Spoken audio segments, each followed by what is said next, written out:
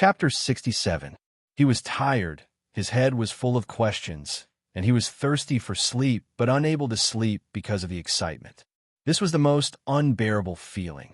Sulu rubbed his somewhat dry eyes and looked at the alloy mech at the end of the spacious room that was connected by countless cables. Suddenly, he no longer felt the mental torment from before. His eyes lit up as well. It was really beautiful.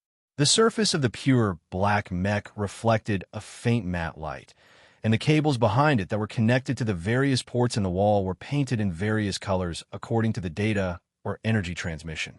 Some were white, some were red, some were blue. It was like a black ancient warrior with countless ribbons tied behind it, fluttering in the wind of the wasteland. Sulu looked at this scene in admiration. He suddenly felt that there was no place in the world that was not beautiful. Even such cold metal and technology could still be pleasing to the eyes. After being stunned by the beauty of the mech, Sulu gradually regained his senses and fell into a pleasant surprise. After all, this was the second time in his life that he had seen a real mech. Previously, the worn-out M02 on the ancient bell looked like trash. However, the mech hanging on the platform not far from him was so lively, as if it would come alive in the next moment. He carefully moved closer to the wall. Although he had already obtained permission to enter, he still could not suppress the nervousness and excitement in his heart when he suddenly saw a rarely seen mech appear in front of him. This was the prototype of the M-series mech. All weapon systems and cockpit doors were removed. Sulu walked to the bottom of the mech and looked up at the mech that was glowing with a metallic light in midair. It was very easy for him to identify its model. In this spacious room, he found a terminal screen. He looked at it carefully and finally understood what this room was for. It turned out to be a mech control simulation room.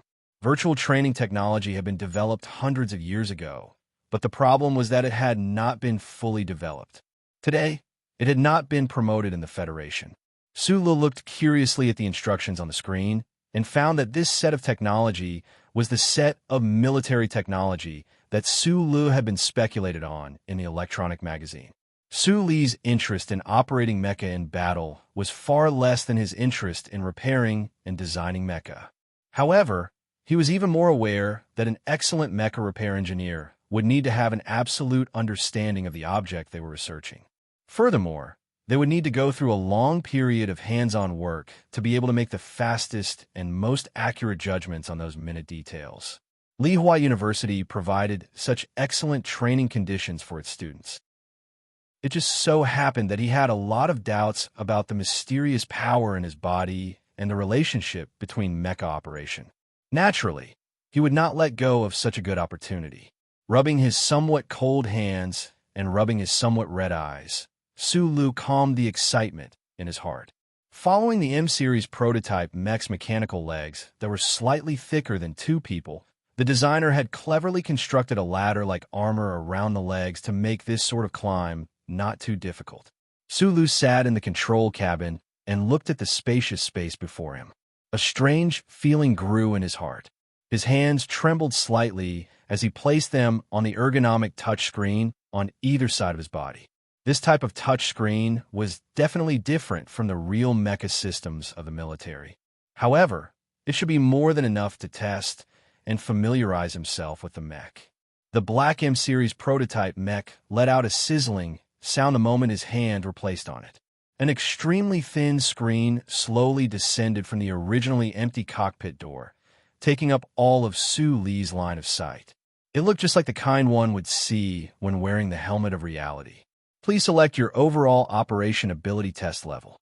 Without hesitation, Sulu chose the lowest level test environment, level 6.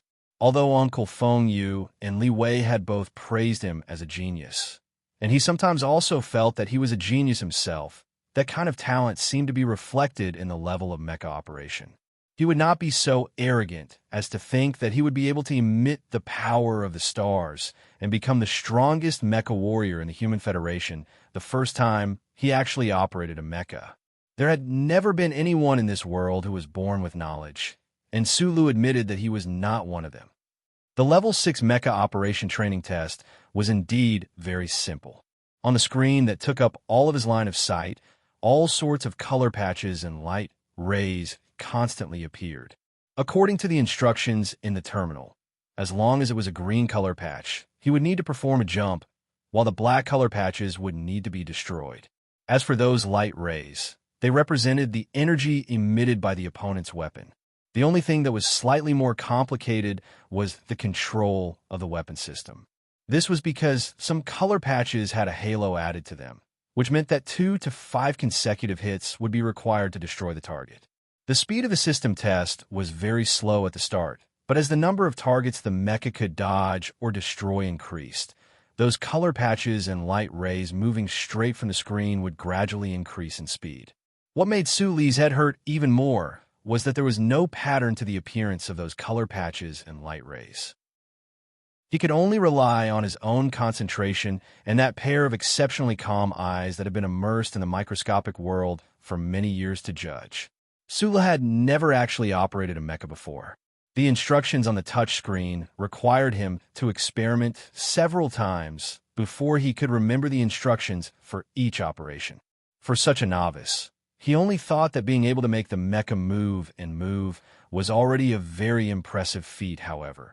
When he was struck by the light ray for the 34th time and heard the synthetic mechanical voice report that the mecha had been destroyed, he still could not help but feel endlessly gloomy. He held on for the first time. 1 second. The mecha's left mechanical leg tripped over the right mechanical leg, and the mecha successfully fell to the ground and self-destructed. He held on for the second time. 2 seconds. The mecha on the virtual screen struggled to lift its left leg and was then pierced by a light ray. The transmission device on its left leg malfunctioned, and it was judged to have failed. He held on for the third time. 3 seconds. If this continued, and he could hold on for 1 more second each time, perhaps Sulu, who was as tough as a rock, would not feel any sense of defeat. This was because he was like a blank piece of paper in this aspect to begin with. The problem was when he finally managed to familiarize himself with all the commands and inputs, and was able to make this mecha hovering in midair move nimbly, he found that he was completely unable to avoid those obstacles and lights coming at him from the holographic screen. Those programmed obstacles and weapons came at him too quickly. He tried a total of 34 times, but the longest he could last was just a mere 5 seconds. Too crazy. Su Li's personality made it so that he would not find this sort of color-filled and light-filled test to be too boring. The Federation's virtual technology was already extremely rudimentary to begin with, so it was impossible for it to show him lifelike 3D images of city streets, alleys, buildings, or forests on the screen. However, he really could not stand this kind of continuous failure and the feeling of being unable to see any hope of improvement.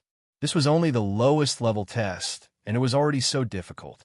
Su Lu wiped away the sweat on his forehead, and in his heart, he could not help but feel endless admiration for those mecha warriors of the Federation military.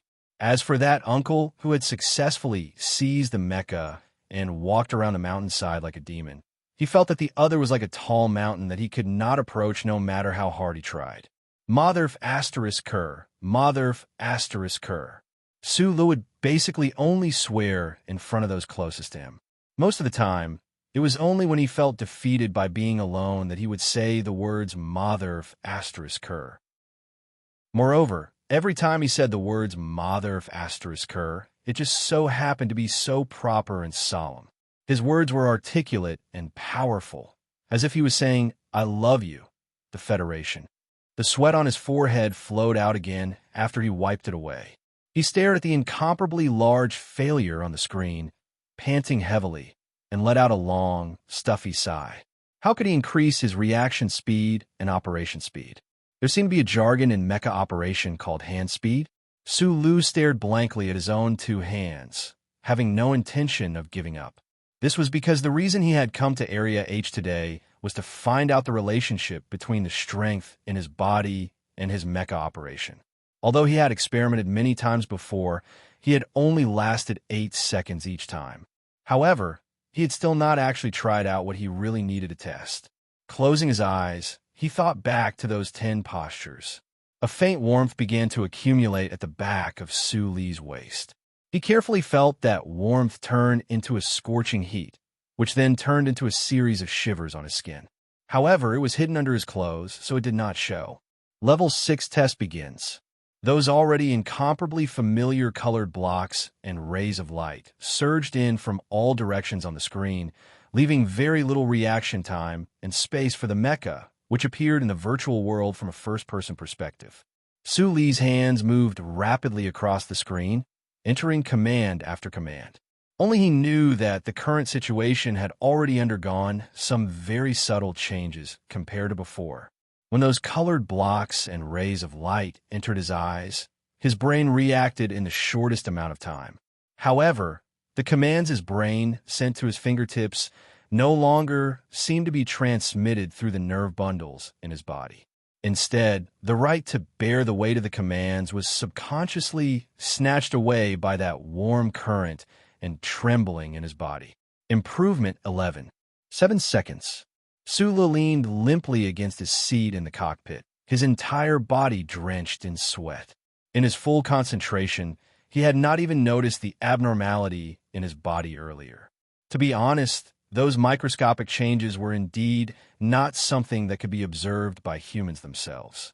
They could only be seen in the results. His stomach growled, and an irrepressible feeling of hunger appeared. Su Li licked his dry lips. He was already used to this phenomenon. Every time that familiar trembling appeared, he would feel incomparably tired and hungry. He did not leave, continuing to attempt what only one person in the history of the Federation had ever done. However, he did not improve after that. His best result was still stuck at the extremely pitiful figure of 11. 7 seconds.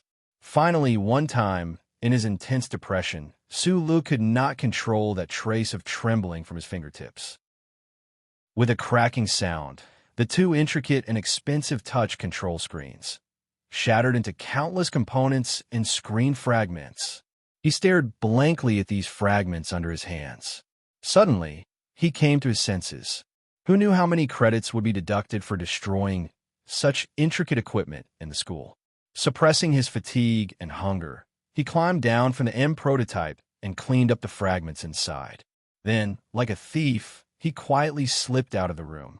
Leaving the room, Su Li was somewhat surprised to find a cup of steaming hot coffee and a few plates of snacks on the coffee table in Area H1's lounge. He swallowed. It was already late at night, and there was no place to eat. He really could not suppress the hunger in his stomach. He carefully looked around to confirm that there was no one around, and then walked over. Chapter 68. Library Area H was the most secluded and secretive building in Lihua University. Behind this building, surrounded by the lake and the dense forest, there was an exceptionally quiet little villa. Without the permission of the school and the owner of the villa, perhaps no one would be able to see this little villa. Young master, the coffee and your favorite caviar are ready. Uncle Jean, who was wearing a butler's uniform, bowed slightly and said calmly to the young man on the sofa, "However, I still strongly recommend that you adjust your daily schedule.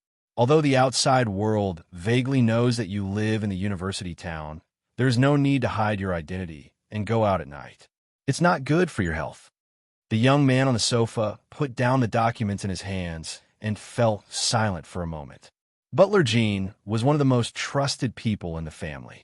He had only met this butler after he graduated from the Capital University. After a few attempts, he knew that he couldn't make the butler give up the title of young master, so he gave up.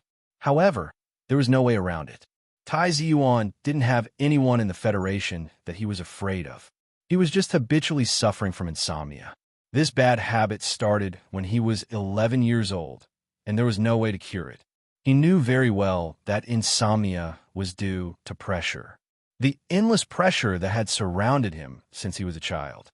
The young man's face was slightly pale. He stood up from the sofa and said to Butler Jean, "I'm used to it."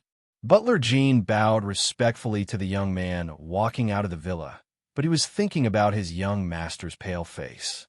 After a few months of working together, he of course knew about his young master's insomnia problem. However, he couldn't solve it because, as the most loyal servants of the Tai family, He knew that his young master would have to bear the pressure in his life in the future. Every citizen of the Federation knew that there were 7 families in the Federation, but they seemed to have forgotten that a long time ago, there was only one family in the Federation that stood proudly above the masses, the Tai family. 37 constitutional years ago, the last emperor of the Tai family ended his family's rule with a smile and then began to retreat into the shadows of history. No matter how history was written, the citizens of the Federation were grateful to the faraway Tai family. They made the greatest sacrifice and the wisest choice for the Federation to develop towards democracy and freedom. No one knew what kind of power the Tai family, who had once controlled the wealth and power of the entire human society, still had after so many years. This was something that even the other 6 of the 7 great families were not fully aware of. However, no one had ever dared to show disrespect to the Tai family. As the sole heir of the Tai family for 7 generations, the young master was only a 17-year-old boy. How could he bear such a huge burden? When Butler Jean thought of his wife's prediction of the future development of the Federation, he couldn't help but feel a tinge of heartache for the pale-faced young man. However, he immediately knew that he shouldn't reveal such a feeling of closeness, as it would be disrespectful to his master. He walked to the side of the sofa and began to organize the documents that the young master had finished reading today. Then, he put the paper documents into the furnace and burned them, leaving no trace behind. The flames swallowed up the documents that Tai Ziwan had read earlier.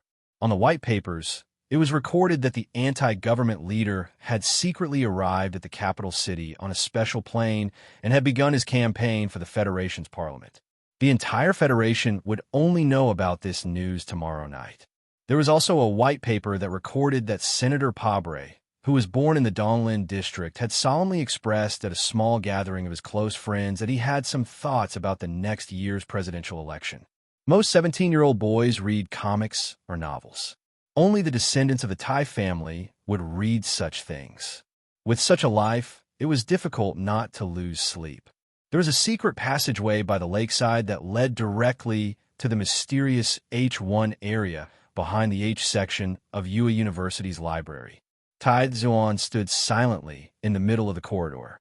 After passing through the scanning of the light blue light and entering through the alloy door, he habitually chose the room on the right and pushed open the door to enter.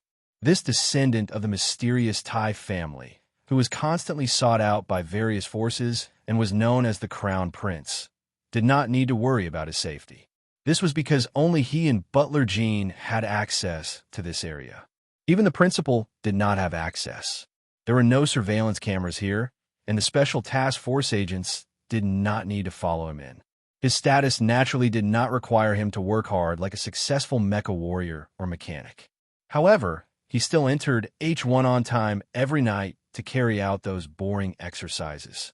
This was because the previous head of the Tai family, the young boy's father, had relayed a certain person's words more than once when he was still alive. Mechas are basically a type of flashy but useless waste, except for special operations. However, the process of trying to use the human body to control a huge machine could temper a person's will and change a person's temperament. For Tai Ziwan, who had an incomparably noble status, there was another reason why he came to H1 every night. Every time he was tired and sweaty in the laboratory, he always felt a kind of carefree feeling. After drinking a cup of hot coffee and eating 2 pieces of snacks, he was barely able to fall into an extremely poor sleep. The passageway from H1 to the lakeside villa and the passageway from H section of the library were 2 completely opposite directions. Tai Ziyuan turned right. Sulu, who came in first, also turned right. The 2 of them happened to enter 2 rooms that were opposite each other. After a while, the door of the other room opened. Sulu walked out and stared blankly at the hot coffee on the thermostat in the lounge. His stomach growled twice. Sulu left. H1 was still quiet. After a while, Tai Yuan, who looked even more tired but whose face had a few traces of red, walked out of the room. He had a sweat-soaked shirt on his elbow. The young man's facial features were distinct. Although he could not be said to be heroic, a trace of satisfaction flashed across his face that left a deep impression. He had finally passed level 3 today. Although it took him a whole half a month, the sense of accomplishment did not seem to be weaker than every success he had had in the past few years. There were no surveillance cameras here, nor were there any family servants. After being stunned for a while, Tai Ziwan suddenly shouted at the empty building, as if he was venting something. However, it was obvious that he rarely did such things. The shouting stopped abruptly. After a slight embarrassment, his face returned to its usual indifference and calmness. Tai Ziwan habitually walked to the lounge and sat on a chair. He habitually reached out his right hand, picked up the cup of hot coffee, and took a sip. There was nothing in the cup. Tai Ziwan's pupils suddenly shrank. Only then did he feel that the cup was much lighter than usual. From the corner of his eye, he saw that a few pieces of the caviar on the plate were missing, and there were some food remnants on the table. Vigilantly, he stood up and scanned the entire H1 area as quickly as he could. He then pressed a button on the pager. As long as he pressed the button, Butler Jean would bring the Special Task Force's special agents over to ensure his safety. However, Tai Ziwan did not press the pager because he noticed a piece of paper on the table beside him. Usually, he would leave notes for Butler Jean here, so he prepared a pen and a stack of white paper. However, the handwriting on the paper today was obviously not his, nor was it Butler Jin's. Tai Ziwan frowned. He picked up the clothes that had been thrown at his feet and wrapped his fingers. He picked up the paper. "I'm very sorry. I was too hungry after the practice and took your food without asking. Although I don't know who you are and whether you still want to eat, I'm really sorry. By the way, that plate of pastries seems to be spoiled. They taste weird. I'll bring you something good to eat tomorrow night as an apology. I hope you won't be angry." Tai Ziwan put down the paper and suddenly turned to walk to another room. He pushed open the door and walked to the terminal screen. He found a bag of trash behind the screen, which seemed to be a fragment of the screen. He was even more confused about what had happened. He turned on the terminal screen curiously to see what the person who had entered before had done. Level 6, 11, 7 seconds. One idiot. Tai Ziwan gave a fair evaluation without holding back. Looking at the input speed of the computer, this person was obviously a newbie. Why would he want to challenge level 6, which was the most difficult level? It seemed that this person really didn't know anything. Although Tai Ziwan could hold on for half a minute if he challenged level 6, he definitely wouldn't try a second time. This was because the level 6 test time was 20 minutes long, and the speed would increase with each passing minute. Only the best of the best in the Federation or the Empire would be able to pass. No, even the strongest mecha warrior in the Federation or the Empire wouldn't be able to pass level 6. Tai Ziwan's expression darkened as he turned off the terminal screen. He was filled with endless anger towards that idiot intruder. Drinking his favorite Gata coffee, eating his favorite Caspian caviar, and saying that his biscuits were spoiled, Tai Ziwan quickly walked back to the lounge. After a moment of silence, he picked up the pen and habitually wrote his reply at the bottom of the white paper. Read, "Young Master, I didn't know that the principal was attending a meeting at the Ministry of Education. It seems that the First Military Academy is preparing to visit Linhai University Town. I'll definitely make him give an explanation." Butler Jean lowered his head to hide his nervousness. He felt a lingering fear whenever he thought about how the young master had actually spent tens of minutes alone with an intruder in H1.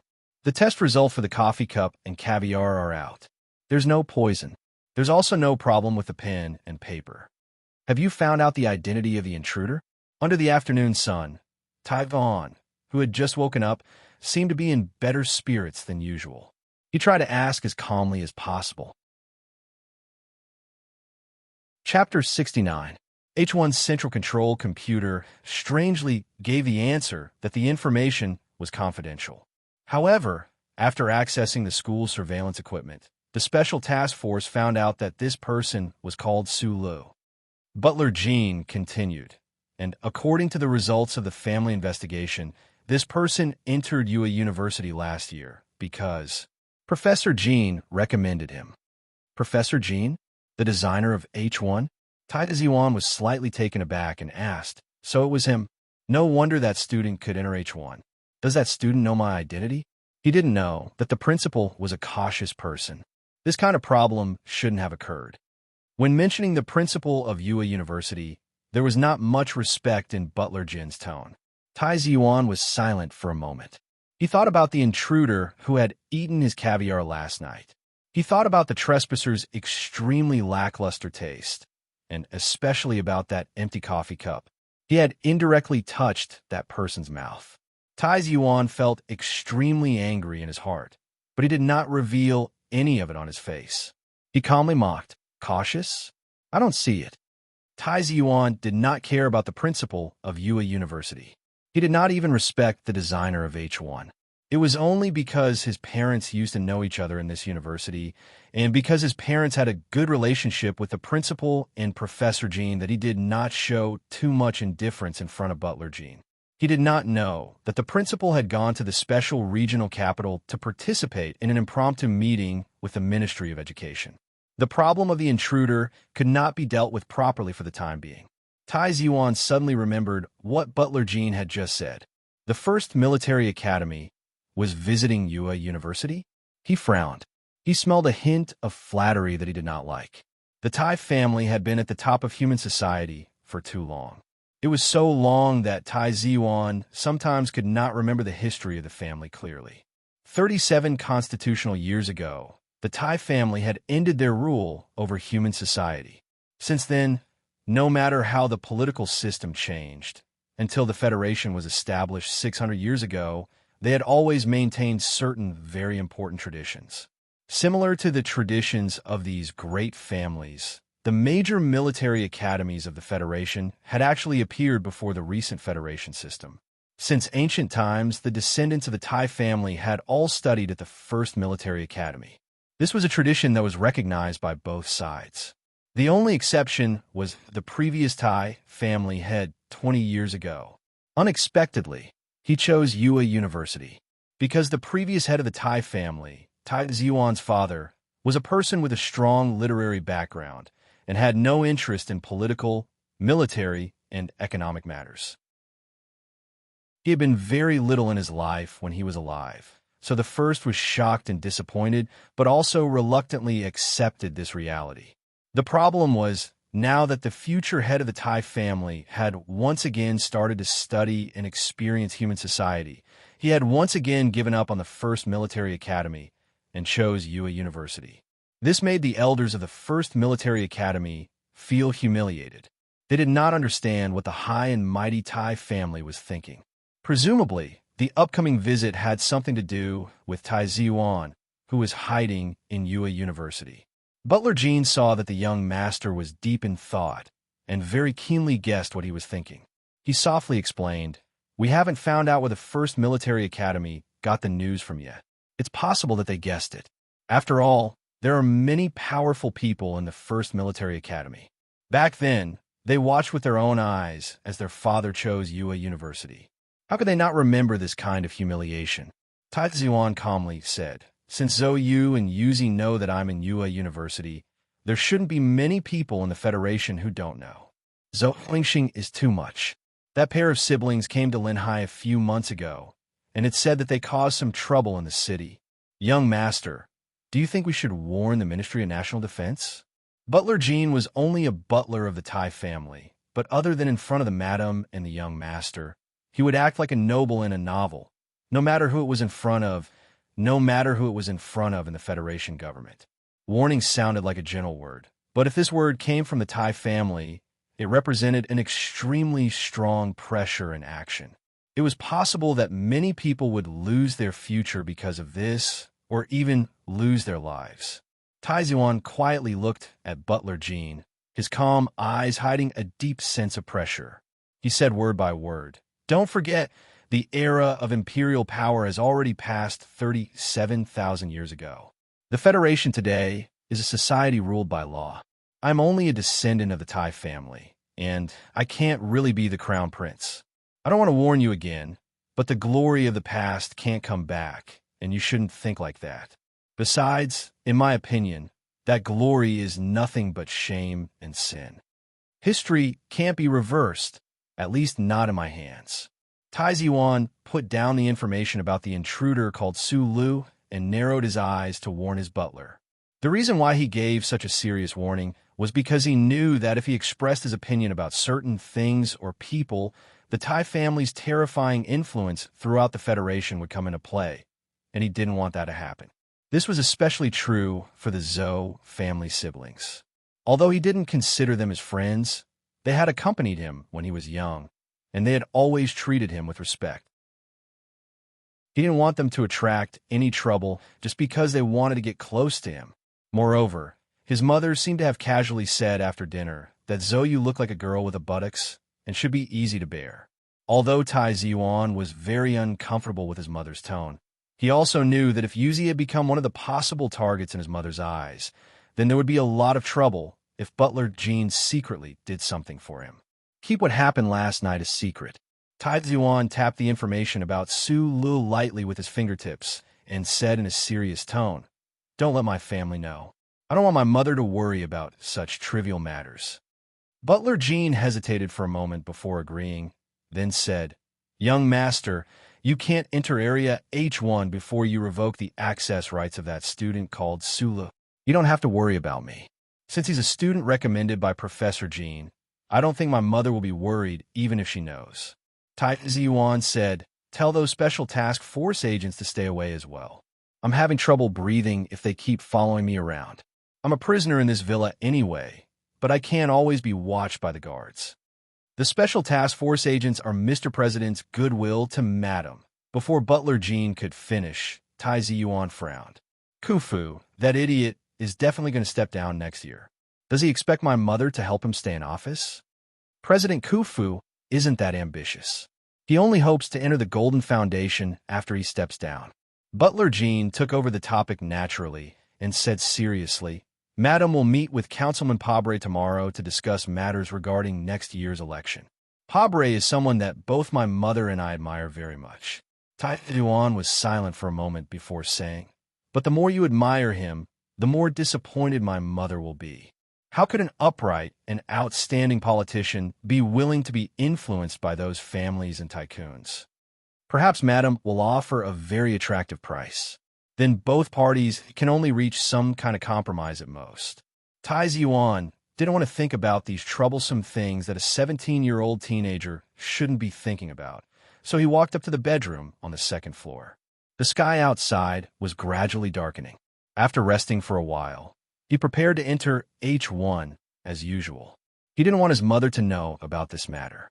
Firstly, he needed some privacy and freedom of his own. Secondly, he subconsciously didn't want his mother to know that Professor Jean was still alive. As for Su Lu, he didn't care about him at all. In the eyes of this noble young master, that intruder was just an extremely lucky retired soldier who had an extremely disgusting taste in life. Perhaps he was a little interesting?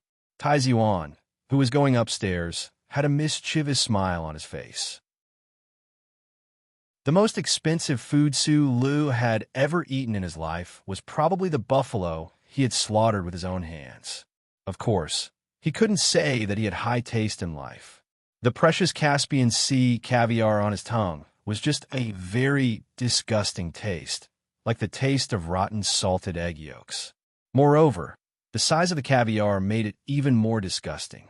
His taste buds were completely unable to adapt to those small explosions, which was why he had reminded that classmate on the paper.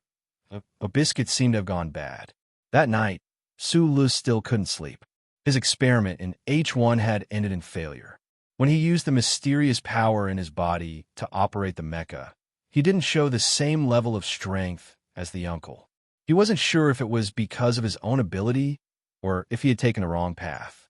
However, that small possibility still kept him thinking and excited. He kept thinking, if it weren't for the fact that his fingertips were trembling so violently that they destroyed the two control screens, would he really have discovered something wonderful? Besides that, what he thought about the most was that he had secretly eaten someone else's supper last night. He felt very ashamed, because taking without asking was considered stealing. Although he had brought Li to steal from the cafe owner before, he had returned it that very night. Su Lu decided to bring some supper to that classmate today as compensation. He He just didn't know if the other party would still be staying up late tonight. What he wanted to experiment was the relationship between mecha control and the power in his body. That mysterious trembling in his body definitely couldn't be known to anyone else. For safety reasons, Su might enter H1 during the day and wait in the gatehouse until late at night when no one spoke. Only then would he carry that slightly whitened backpack and head to a remote area of Pear Blossom University in the dark. Before entering the room on the right, Su first walked into the lounge. Seeing the large study character on the paper, he couldn't help but laugh out loud, thinking to himself that this classmate was quite an interesting person. Seeing that the table was still filled with hot coffee and biscuits, Su quickly averted his gaze. He was really choking on these biscuits. Putting down the bag of soy milk and deep-fried dough cake, Su glanced at the tightly shut door and then walked into his own room. Chapter 70. His backpack was stuffed full of small self-powered repair tools, a large number of components, and standard high-intensity holographic screen chips. All of these things have been ordered online, costing Su more than 10,000 yuan. Fortunately, the logistics industry of the Federation was exceptionally developed nowadays, and these things were not control goods. Without wasting any time, he prepared to fix the 2 holographic screens he had broken last night. However, when he walked behind the holographic screen terminals, he found that the holographic screen fragments he had carefully piled up were already gone. Putting down the heavy backpack in surprise, Su scratched his head and climbed up the gangway ladder to the M-prototype mecha's operation cabin. He was rather happy to find the 2 holographic screens beside his hands. Currently in an extremely good mood, he could not help but feel even more grateful towards UA University. But what he did not know was that these 2 holographic screens have been replaced by Butler Jean, who is in charge of the cleanup of Area H1.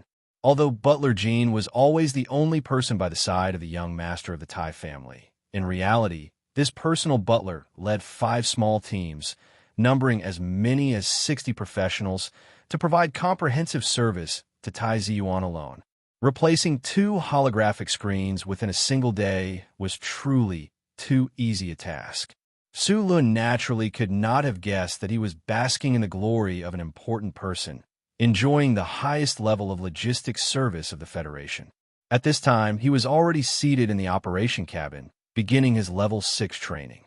However, tonight, he was exceptionally careful, consciously controlling the intensity of the trembling or heat flow in his body. Very strange, truly very strange. Faced with the increasing speed of light and color on the holographic screens, Su's eyes did not blink, engraving all of it into his mind. Then, with a single thought, a channel seemed to suddenly appear in the muscles and nerves of his body, and the trembling or heat flow would follow that channel, faithfully and rapidly transmitting his thoughts to his fingertips. From there, they would move rapidly across the holographic screens, entering command after command. However, it was still embarrassing. His best time of 11.8 seconds was 0.1 seconds better than last night's. Could this even be considered improvement? Drenched in sweat, Su sat limply in his seat, sweat dripping down from his wet black hair. His fingers were trembling uncontrollably from overexertion. This trembling was purely a side effect of exhaustion, and there was nothing strange about it at all. Su sat thoughtfully in the belly of the mecha's operation cabin, recalling the uncle's every move in the valley, his fingers imitating those movements he had seen before. Suddenly, he stood up and looked from the side of the mecha's compartment, and could not help but whistle. It looked like there were indeed some differences between the blueprints and reality. Although those data wiring and sensor devices were indeed under the mecha's protection, they were not isolated from the alloy mecha's controls. Vaguely, Su had a general understanding of how Uncle Feng, used pair of magical hands, had been able to control the mecha's movements just from the surface of the mecha. It was probably the trembling in the body that could leave the human body to form some sort of electrical current or data flow, passing through the surface of the alloy mecha to enter the mecha's data transmission lines. This was a whimsical idea. The human body was not a generator, nor was it a sensor. How could it possibly use electrical current or data flow to communicate with a machine? But other than that, Sulu really had no way of explaining the ability the uncle had once displayed. Sulu sat back down in his chair, once again sinking into a long period of thought. If he wanted to prove his conjecture, prove that the trembling in the body could be converted into a fixed frequency wave under certain circumstances, and even be able to control mecha, then he would need to enter the Federation's top laboratories. A year had already passed. The trembling in Su Li's body that could suddenly erupt with tremendous power had already seeped under his skin, no longer attracting attention. Instead, it had become some sort of slightly numbing heat flow, circulating endlessly along a certain channel in his body. But this had little to do with him operating the touchscreen, unless he could get his hands on a mecha full body sensor control console that had long since been phased out. Sulu wiped away the sweat on his forehead, enjoying the clean breeze that continuously flowed in from around the control console. It was said that the current M52 series was even more comfortable to control, but he was already very satisfied. In the cool breeze, he stared blankly at his slightly trembling hands. He did not know how to release that heat flow from his body beyond his skin, much less use this power to control the three major systems of his mecha. But no matter how slow a person was, at this time, he would know that the 10 movements that Uncle Boss had taught him back then were a kind of mysterious and powerful ability. He stared blankly at his hands and suddenly felt afraid. He felt that if this continued, he was afraid that he would no longer be himself, but would become a machine. But he didn't know whether it was a killing machine or something else. But so what if he was afraid? That intense curiosity and thirst for the unknown continued to spur him on. He continued to fumble around on this path without a teacher, completely forgetting his original intention of only wanting to repair mecha. More and more, he sank deeper and deeper into the endless boundaries of mecha and his own body. What did the Uncle Boss mean when he said the #1 machine back then? Exhausted but energized, Sulu walked out of the room. A whole new world had already opened up before him. His mind was filled with an excitement that did not match the fatigue of his body at all. Faced with this kind of mysterious and unknown world, perhaps some people would be afraid, and some would avoid it. But for Sulu, he only excitedly waited for what might happen in the future. The door of the opposite room was still tightly shut. The excellent soundproofing of Area H1 was silent. Only the green light beside the door indicated that there was someone inside. From the hot coffee and spoiled biscuits in the lounge, Sulu knew that this unknown companion was the same person from last night. He looked curiously at the door, thinking to himself that it was already so late. Other than himself, there was actually someone else who could not sleep for 2 consecutive nights. It was because his mind was always occupied by those strange and incomprehensible things. Where was the person inside? His growling stomach reminded him that he was in a state of extreme hunger. Sulu walked into the lounge with a bitter face, wolfing down his soy milk and youtiao. Then he began to look at the soy milk and youtiao that he originally brought for that person with green eyes. At this time, Sulu had already confirmed that every time he used the trembling power in his body, he would fall into a state of hunger. It was like this when he broke the plastic rope to escape in Donglin District, and it was also like this when he practiced in the gatehouse every night, especially after 2 nights of repetitive and boring high-intensity training in Area H1. His spirit was stretched to the extreme, and his hunger had reached an unprecedented level. This little bit of soy milk and youtiao was really not enough to fill his stomach. He muttered a few words in a low voice, as if he was apologizing to the air. Then he picked up a piece of youtiao cake and swallowed it quickly. But he was still not satisfied. He stared at the little food on the table, pursed his lips, and smiled embarrassedly. He quietly picked up the cup of coffee. The coffee was gone, but the caviar was still there. That tasteless person really came. Tai Ziwan, who was sweating all over, stared at the table in the lounge unhappily. He saw the soy milk and a piece of greasy paste in the paper bag that gave him a headache.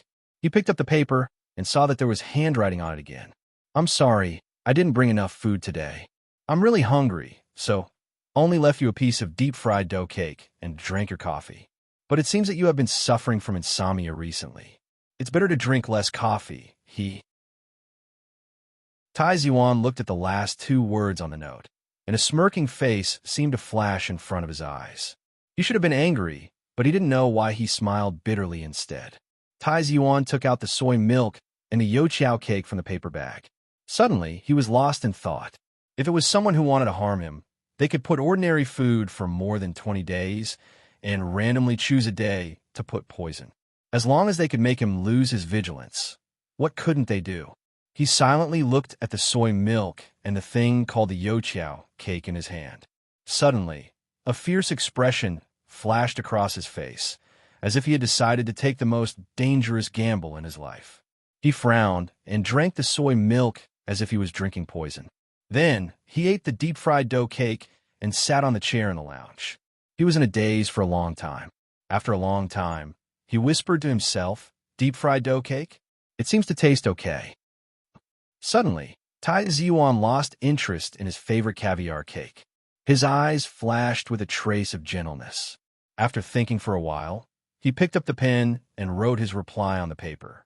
Stingy, after finishing this action, which even he felt was incomparably childish, Tai Yuan subconsciously walked to the room and began to look at Su Li's training data. Even he didn't know why he was so interested in this intruder. As expected, the duration of level 6 was still around 11 seconds. Tai Yuan thought sarcastically that this guy was really an idiot. Just as he was about to turn around and leave, his eyebrows furrowed. He had a feeling that the rows of data didn't seem to match up. "Young master, the results of Hospital 1 are out." Butler Jean looked at Tai Yuan with some concern. He was in charge of cleaning up Area H1, so he naturally knew the handwriting left on the white paper. However, without the young master's permission, he didn't dare to touch it. He lowered his head and reported. After the laboratory there identified these data, they believed that these data were fabricated. Fabricated? Tai Yuan turned off the TV on the wall and frowned. He didn't understand what was going on. It was obviously that idiot's training data. So why did the experts of First Military Academy come to the conclusion that it was fabricated? Chapter 71. Young Master, the First Military Academy did not know that it was your test data. Housekeeper Jean did not understand the situation. He subconsciously thought that the young master had tampered with his data, but he could not guess the young master's intentions. Could it be that the young master was unhappy with the First Military Academy, sending a representative team to visit Yua University, disturbing his peace? Maybe there was a problem with the sampling. Tai Yuan naturally would not admit his childish actions to his subordinates and servants. He lowered his head to look at the analysis report on Su Li's test data, treating it as a way to relax under the heavy pressure he was under every day. The more he looked, the stranger he felt. The experts of the First Military Academy naturally would not make a mistake in their judgment. Those densely packed data were indeed a little strange, but it was consistent with his intuition from that night. In Su Li's test data, the effective command input speed, excluding the redundant data, was 76 seconds on average, with the highest peak being 139 seconds.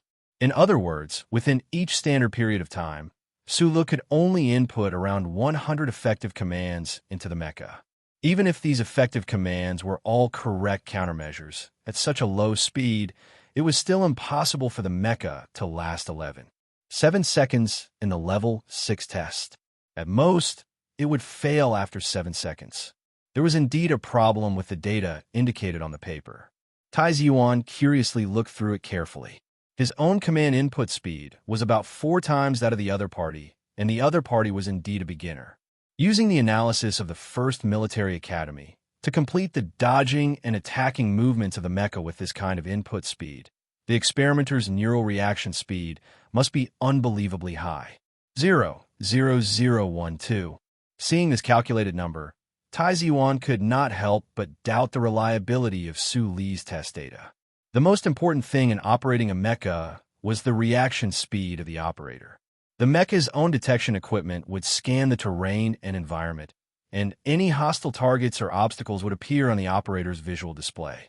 Those light icons and data were read by the human eye and entered into the brain for analysis. Then, the brain would send out instructions, which would be transmitted to the hands via nerve bundles. Then, the operation instructions would be inputted into the touch screen, and the mecha would perform the corresponding actions according to the instructions. This was a complete process, and no one would be able to omit every step of the process. After training, the reaction speed of the human body might become much faster than that of the average person, such as those top-notch special mecha operators of the Federation or the Empire. However, due to the limitations of one's physiological foundation, it was impossible for one to reach such an inconceivable level. This reaction speed was practically zero, and from the analysis of data and the various aspects of mecha combat, the only aspect that could reduce one's reaction time was the time between the brain issuing the command and the hands inputting the command. Science had long since proven that the human brain's neural processing and reaction speed was about 300 meters per second. The response speed was about 126th of a second, and the transmission speed of information in the bundle of nerves was 120 meters per second. However, Su Li's neural reaction speed, or the transmission speed within the nerve bundle, was far beyond this value. No wonder the experts in the First Military Academy's laboratory had thought that there was a problem with this data. If information could be transmitted so quickly in the human body, then that could only mean that the person was not human. Tai Ziwan shook his head and set the data aside. Since there was a problem with the data, he had no interest in paying any more attention to that idiot. He was also not worried about whether some expert from some faction had disguised himself as a novice to get close to him. This was because an impersonator could only pretend to have a slower reaction speed, not create such a ridiculous neural reaction speed out of thin air. Right, Uncle Gene, tonight? Prepare a pot of coffee. Tai Ziyuan suddenly thought of something very important. Frowning, he said, 2 cups. Sulu did indeed have nerves that were much stronger than the average person's. If it had been someone else, when they were young and found out that their boss was a fugitive from the military, they would have definitely fled the control room or the repair shop long ago and reported it to the government, trembling all over. However, Sulu did not. If it had been someone else, if they were caught by the military special forces and had several black muzzles pointed at them, they would definitely be scared to the point of peeing their pants and telling the government about Uncle Jin's whereabouts. However, Sulu did not do so. If it had been someone else, when they found out that the glory of the Charter throughout the Federation couldn't shine on them, and when they found out that they could implant a new chip into the back of their neck, they would definitely be scared witless. However, Sulu still did not do so. Perhaps it was because he had seen too many strange things in his short 18 years of life. So when he found out that the mysterious power in his body seemed to be more mysterious than he had imagined, he did not panic or feel uneasy at all. Instead, he felt a faint sense of excitement and desire. It was not a desire for power, but a desire for the unknown. He only knew all of this, accepted all of this, and bravely faced all of this. Furthermore, he faced all of this with such optimism. Even though he was still a fugitive from society, he was still happily and healthily working, studying, and living in Yue University. He had friends, female friends, a study partner that he never saw every night, and something that he was most interested in, something that he was willing to sacrifice his sweat and time for. Of course, this was to describe Su Li's personality. It had nothing to do with the conclusion that the First Military Academy came up with after reviewing the data from Area H1. Su Li knew that in this world, there were already people who had studied his nerves and thought that the data was very crazy. If he were to examine the data himself, he could easily come up with the most realistic conclusion. In this world, there was no one whose nerve reaction and transmission speed was fast enough to catch up with the sun. Su Li could, and Feng Yu could not. The reason why his pathetically slow hand speed could exceed the speed of the screen was because when the light and color on the screen entered his eyes and was calculated in his brain, they were not transmitted to his hands through the nerve bundles of the spinal column and the nerve cells. After the brain made the calculation, the reaction should be following the path of the strange tremors and heat flow in his body. If the nerve bundles in the human body were the widest 12-lane highway in the outskirts of the Capital Special District, then the path in Su Li's body that could not be found in an autopsy was like the established space path between galaxies. There was no end, only direction, no speed limit, only vastness. In the following few nights of learning and experimentation, Sulu also gradually experienced the beauty of this strange control method. He was so engrossed in it that he could not extricate himself. At level 6, his endurance time also grew longer and longer from 8 seconds to 17 seconds. Other than the constant battle with the M prototype mecha, Sulu also had one more thing on his mind these past few days. He found that the classmate next door seemed to have the same insomnia problem as himself. Although they had not met yet, the two of them seemed to be separated by a corridor, communicating through the supper. Later on, Sulu prepared ample portions of food, such as scallion pancakes and roasted sweet potatoes. These natural foods were actually not easy to find these days, and they were not cheap either. However, Sulu had been having extra meals every night for the past 6 months. He never got tired of looking for supper and was very familiar with it, so there was not a single night where he had the same meal. Tonight, he had brought over roasted lamb chops. Of course, it was synthetic mutton. Looking at the pot of coffee and the pitifully small plate of biscuits in the lounge, he could not help but smile. He thought to himself, that person called me a stingy person, but in fact, I am the stingy one. How can I have enough biscuits with so little? Later on, he finally discovered the strangeness of those caviar biscuits, and also knew how expensive they were, but he still did not like them. Sulu very naturally poured himself a cup of hot coffee, and then hummed the theme song of Channel 23's longevity drama as he sashayed into his room. He and Tai Ziwan, whose name he did not know, seemed to have some kind of tacit understanding. After the two of them entered Area H1, they would always turn right, never left, and never disturb each other. Sulu was already used to this kind of night. He sat on the M-Series prototype and began to concentrate on his practice. Occasionally, in between practice, he would lift his feet up and rest on the alloy frame by the cockpit door. He would drink his hot coffee while looking at the high ceiling and thinking about random things. For example, he was thinking today, if he could find a complete simulation system and connect the sensors directly to the surface of his skin, would it allow the mech to operate faster? This was just a thought. Those systems that were judged to have no future had been eliminated decades ago. Sulu was quite lucky to have seen one in the garbage hold of the ancient clock, but where could he find one in this university?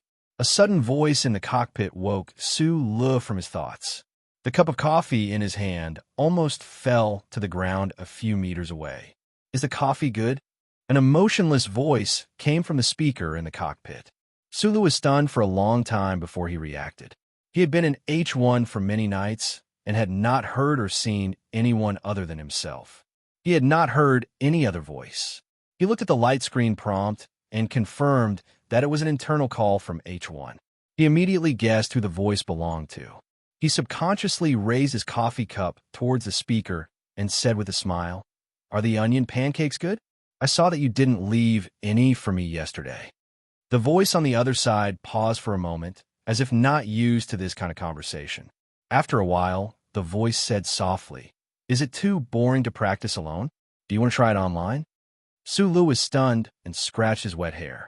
He had never seen the person in the other room before, so he was naturally curious. Although he didn't take the initiative to try to open the door in order to keep his secret, after several days of coffee and supper, he felt that he wasn't unfamiliar with the other party. More importantly, these days of practice made him realize that he seemed to be getting more and more interested in piloting mecha. He also felt that his level was improving a little too quickly. It was just that he lacked a real comparison, so he was not sure how good he was. Looking for a beating? Come on then. Sulu put the coffee cup beside him and clenched his fist. The voice on the other side paused for a moment, as if it did not expect Sulu to say such ridiculous words. There was a hint of seriousness in the voice. There are not many people who dare to speak to me like this. Chapter 72. Reality proved that the one who was looking for trouble was Su Lu, and he was being tortured very badly. In the virtual scenario that took 4 minutes to construct, he only lasted 1 minute before being judged as the loser. A complete failure, and both the human and the machine were destroyed. Looking at the fireworks that represented victory and the small white flags that represented the losers on the screen in front of him, Su Lu couldn't help but feel a little disheartened. He was also angry at the designer of this virtual system. He didn't notice that although the designer of H1's virtual combat system was very rough, it used a three-dimensional combat simulation that the federal military had not yet successfully experimented with. Taking the towel beside him and wiping the sweat off his face, Su Lu calmed himself down. He broke away from the joy of discovering a treasure trove a few nights ago and repositioned himself as a beginner and a country bumpkin. Smiling, he said to his familiar yet unfamiliar companion on the other side of the communicator, again. The outcome did not change much. In the next few practice matches, no matter what kind of terrain was chosen, Su Lu was still beaten to a pulp by the mecha on the other side of the screen. Although he had stronger nerves than anyone else, his mecha combat experience was close to zero. Of course, he was no match for the person on the other side of the screen. Tai Ziwan did not want to get to know that young student doorman. His identity and position were too sensitive. He should not have had any relationship with someone of Su Li's level. If it were not for some vague reason, Tai Ziwan would not have even allowed Su Lu to enter H1. Even if he was a student recommended by Professor Jean, even if Professor Jean was the designer of H1, he did not know if it was because the sleepless nights were too boring, or because of the steaming hot soy milk, or the oily supper that he could not name, but which had an indescribably delicious taste, or because the young master of the Thai family had not seen anyone close to his age by his side for a long time. He allowed Su Lu to enter District H1 every night, but even so, he was not prepared to meet Su Lu. On this point, he somewhat admired this young man for his understanding of the situation.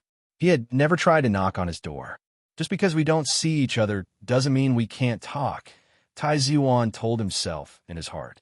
He was a little curious as to why this seemingly ordinary student would suffer from insomnia every night. Could it be that the other party was also bearing the same kind of pressure as him?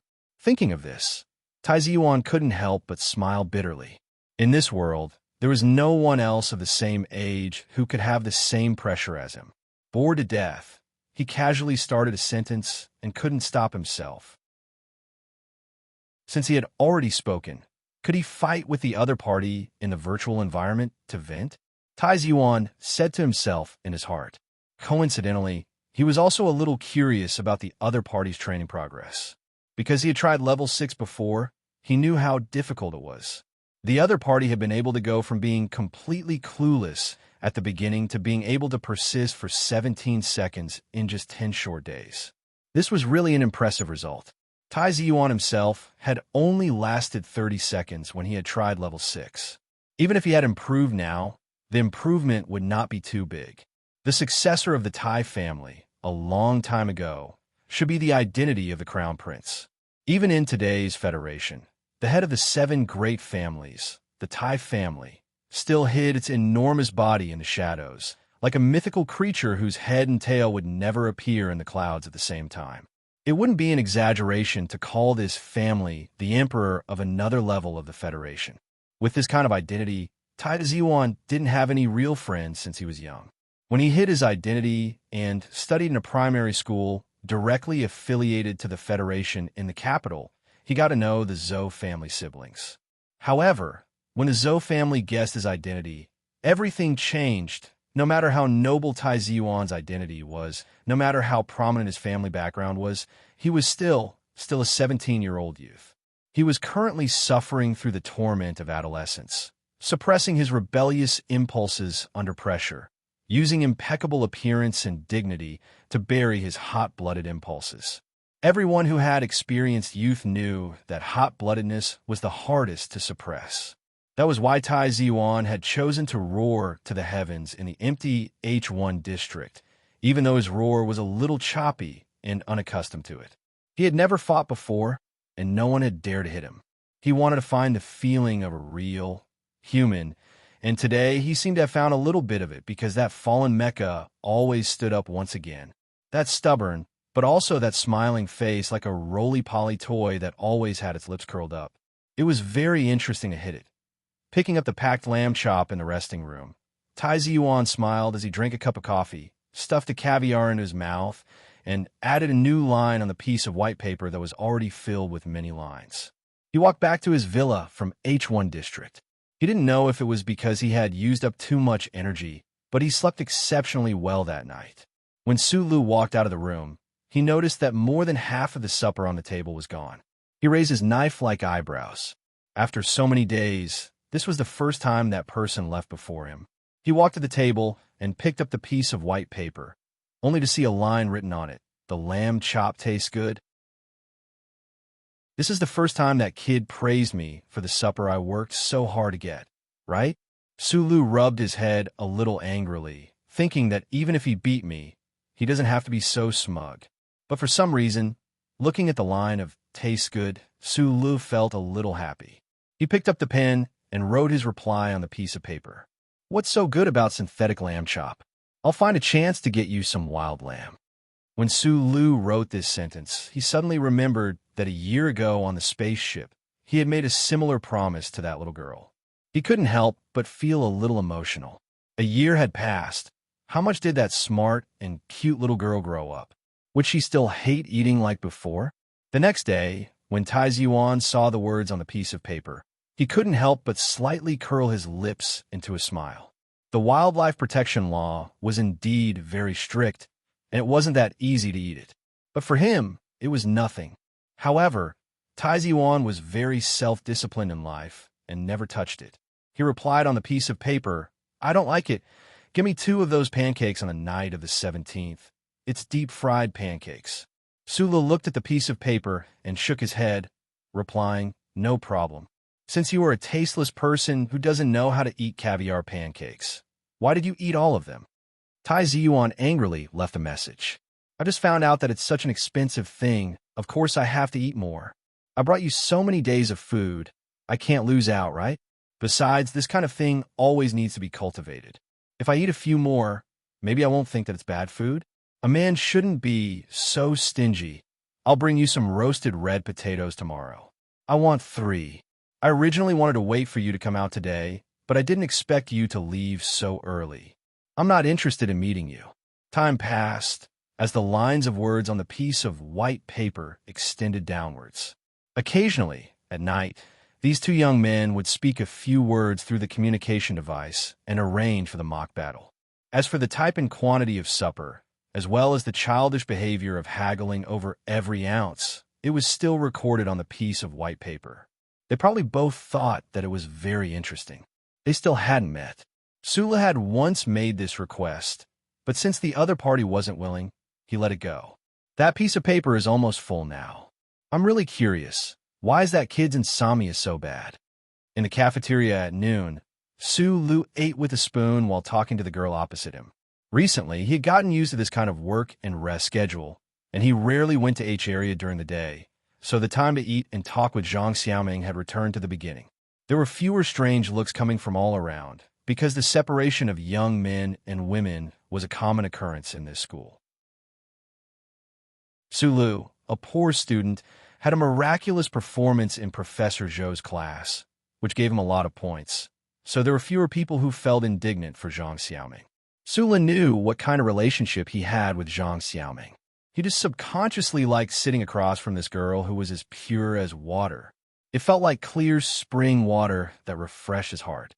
But when he was facing Zhang Xiaoming, he felt very nervous, and this kind of nervousness made him feel very uneasy.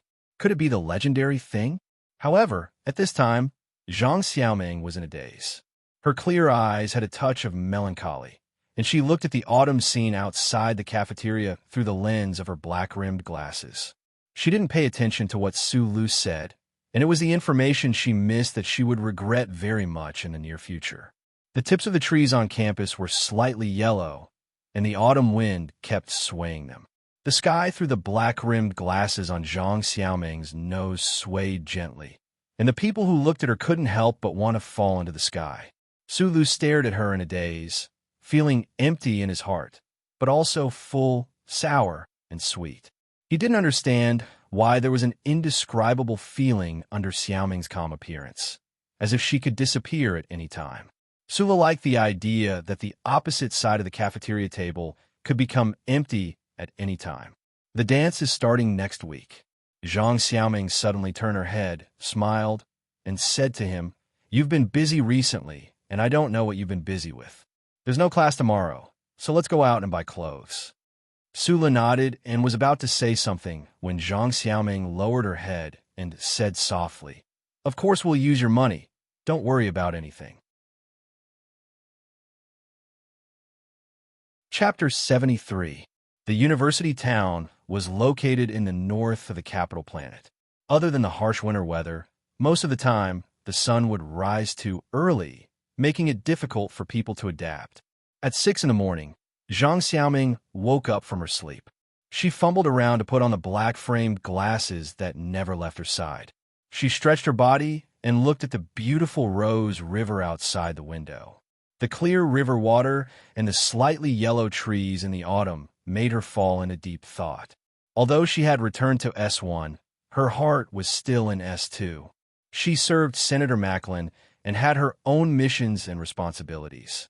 When she returned to UA University last year, her most important mission was to get close to the mysterious young man with the codename Prince. She also wanted to try to establish a good relationship between Senator Macklin and the head of the 7 families, the Tai family. The wireless network that was spread throughout the Federation allowed her to receive the senator's orders at any time. However, she had been back at UA University for more than half a year, and the black-framed glasses had never been activated. Her life was so peaceful that she almost forgot her true identity. Until the day before yesterday, a message appeared on the black-framed glasses. The senator informed her that they had confirmed that the target was indeed studying at UA University, but they were unable to find out where he lived. However, according to the intelligence, the target would definitely attend the Double Moon Festival Ball next week. Senator Macklin directly gave her a sincere order through his subordinates. She had to find a way to get close to the prince at the ball and create a positive atmosphere before the other forces. The autumn scenery outside the window was so beautiful, and Zhang Xiaoming's mood was so cold. The information about the prince was not detailed, but the most important point had already pointed her in the right direction. A young man who could tolerate the temper of the eldest daughter of the Zhou family. A young man who had been disciplined since young would definitely have a rebellious impulse. He was especially curious about love. Love? Then what about my love? Zhang Xiaoming was just a young girl under the age of 20. She had also fantasized about her future countless times, about her own love. However, the autumn scenery outside the window gradually turned into a face that was always squinting, filled with sincerity, kindness, and tolerance. Zhang Xiaoming laughed self-deprecatingly. Sulu was too honest. Bruce Scholar, a staunch supporter of George Carlin's theories and the best interpreters in society, believed that love in this world was just like a fist. It was also divided into sizes. The love between a man and a woman, as well as the love of family, was very beautiful, but none of these could compare to the deepest and most lasting love for the entire human race for the Federation. For the great love of the world, he had to sacrifice his little love. Zhang Xiaoming stood in front of the window and gradually clenched her fists. The world she saw through the glass was always different. Perhaps it was more realistic, or perhaps it was more fake. Zhang Xiaoming seemed to see those comrades who persisted in resisting the Federation in Mountain S2 in order to seek a fairer future. She seemed to see those citizens who constantly struggled at the bottom of society and wasted their lives. She also saw those politicians who held most of the power and shamelessly manipulated elections, as well as the tycoons and families behind those politicians. There were too many injustices in the world. Getting in touch with the Tai family that imposed the injustices on the world was just a means. Zhang Xiaoming's pure heart floated in the pure sky. She was willing to sacrifice everything for the sake of eradicating the unfairness of this world under the leadership of Senator Macklin, including the love that hadn't even had the chance to sprout. However, before the love that hadn't had time to start turned into ashes, she should still have time to enjoy it to her heart's content one last time. She should give a warm response to the young man and leave behind a memory, although the ending of this memory would definitely be sad. Zhang Xiaoming's fists gradually loosened. She resolutely took off the black-rimmed glasses on the bridge of her nose and put them into a password-locked metal drawer. Then, she spread her black hair and carefully began to dress herself up. In the early morning at the back entrance of Yue University, in the cold autumn wind, Su Lu looked at the girl in front of him wearing a sky-blue spaghetti-strap dress. He couldn't believe his eyes. He wasn't surprised that Zhang Xiaoming would wear so little in such cold weather. Instead, it was the first time he realized that Zhang Xiaoming could actually be so beautiful. Whether it was on the bus at the airport, at the dining table in the cafeteria, or on the track in the sports field, Su Lu saw that Zhang Xiaoming always wore a pair of black-rimmed glasses on her nose. The other students were probably the same. It seemed that no one knew what Zhang Xiaoming looked like without her glasses. Zhang Xiaoming, who wore glasses, was quiet and innocent. But at this moment, Zhang Xiaoming, who took off her glasses, was like a different person. Her bright eyes had a charming smile. Her eyes, which were not filtered by the glasses, were very moving, as if they could speak. She had no makeup on her face, picturesque eyebrows, cute lips, and a sky-blue spaghetti strap dress that exposed her slender white neck and a small piece of skin in front of her chest, exuding a youthful aura. It was very attractive and mesmerizing. "Do I look good?" Zhang Xiaoming tilted her head slightly and blinked her eyes cutely. She stared at Su Li's slightly embarrassed face and playfully tugged at the hem of her sky-blue dress. It was obvious that she was preparing to give herself one last day of freedom and recklessness. She was preparing to give a relatively beautiful ending to those hidden feelings that had yet to be revealed. Zhang Xiaoming, who had let go of her feelings, was no longer the same as before. Instead, she looked a lot cuter, a lot more cheerful, and a lot more adorable. She was more like the girl who was resentful and angry because someone stole her puppy biscuit. Su Lu also felt that Zhang Xiaoming's mood today was different from usual, but this difference was what he liked. In order to cover up the awkwardness of his silence, he coughed twice and walked up to her. He said sincerely, "Very beautiful." Although he said it was very beautiful, Su Li's hands acted as if they did not listen to his command. He took the short windbreaker from Zhang Xiaoming's elbow and mechanically draped it over her body. He said, "It's cold, wear more." This had nothing to do with the cold or heat. It was purely the youth's nature causing trouble. Although Su Lu and Zhang Xiaoming had not had anything to do with each other until now, that vague feeling had been slowly and sweetly fermenting. Out of instinct, Su Lu did not want other men to see Zhang Xiaoming's exposed shoulders. Zhang Xiaoming also sensed something and whispered, "Stingy." After saying this, Zhang Xiaoming very naturally hooked her arm around Su Li's elbow. Half of Su Li's body suddenly turned to stone. He moved his feet a little uncoordinated. The autumn wind suddenly had a hint of spring charm, making his face feel a little hot. The shopping trip ended quickly. At least Su Lu, who was considered a middle-class person, did not get the supercilious looks of the shop assistants. Although Zhang Xiaoming also bought a few sets of clothes, she was not as picky as the average girl. She chose to pay for them and pack them up. After doing all this, the young couple began to shop in the busiest area of Linhai. They walked and walked like this, hand in hand, like a couple in love. We didn't hold hands. Su Lu accurately judged what he should do now. Could this be a date? Things seemed to be developing a little too quickly. However, the soft body beside him and the light fragrance made his heart a little flustered. After walking for about 7 kilometers on the streets of Linhai, Su Lu and Zhang Xiaoming's arms dropped by 7 centimeters. The two of them looked straight ahead, pretending not to notice this difficult and long 7-centimeter drop. At this time, Zhang Xiaoming's hand was already holding Su Li's forearm as if they were not touching.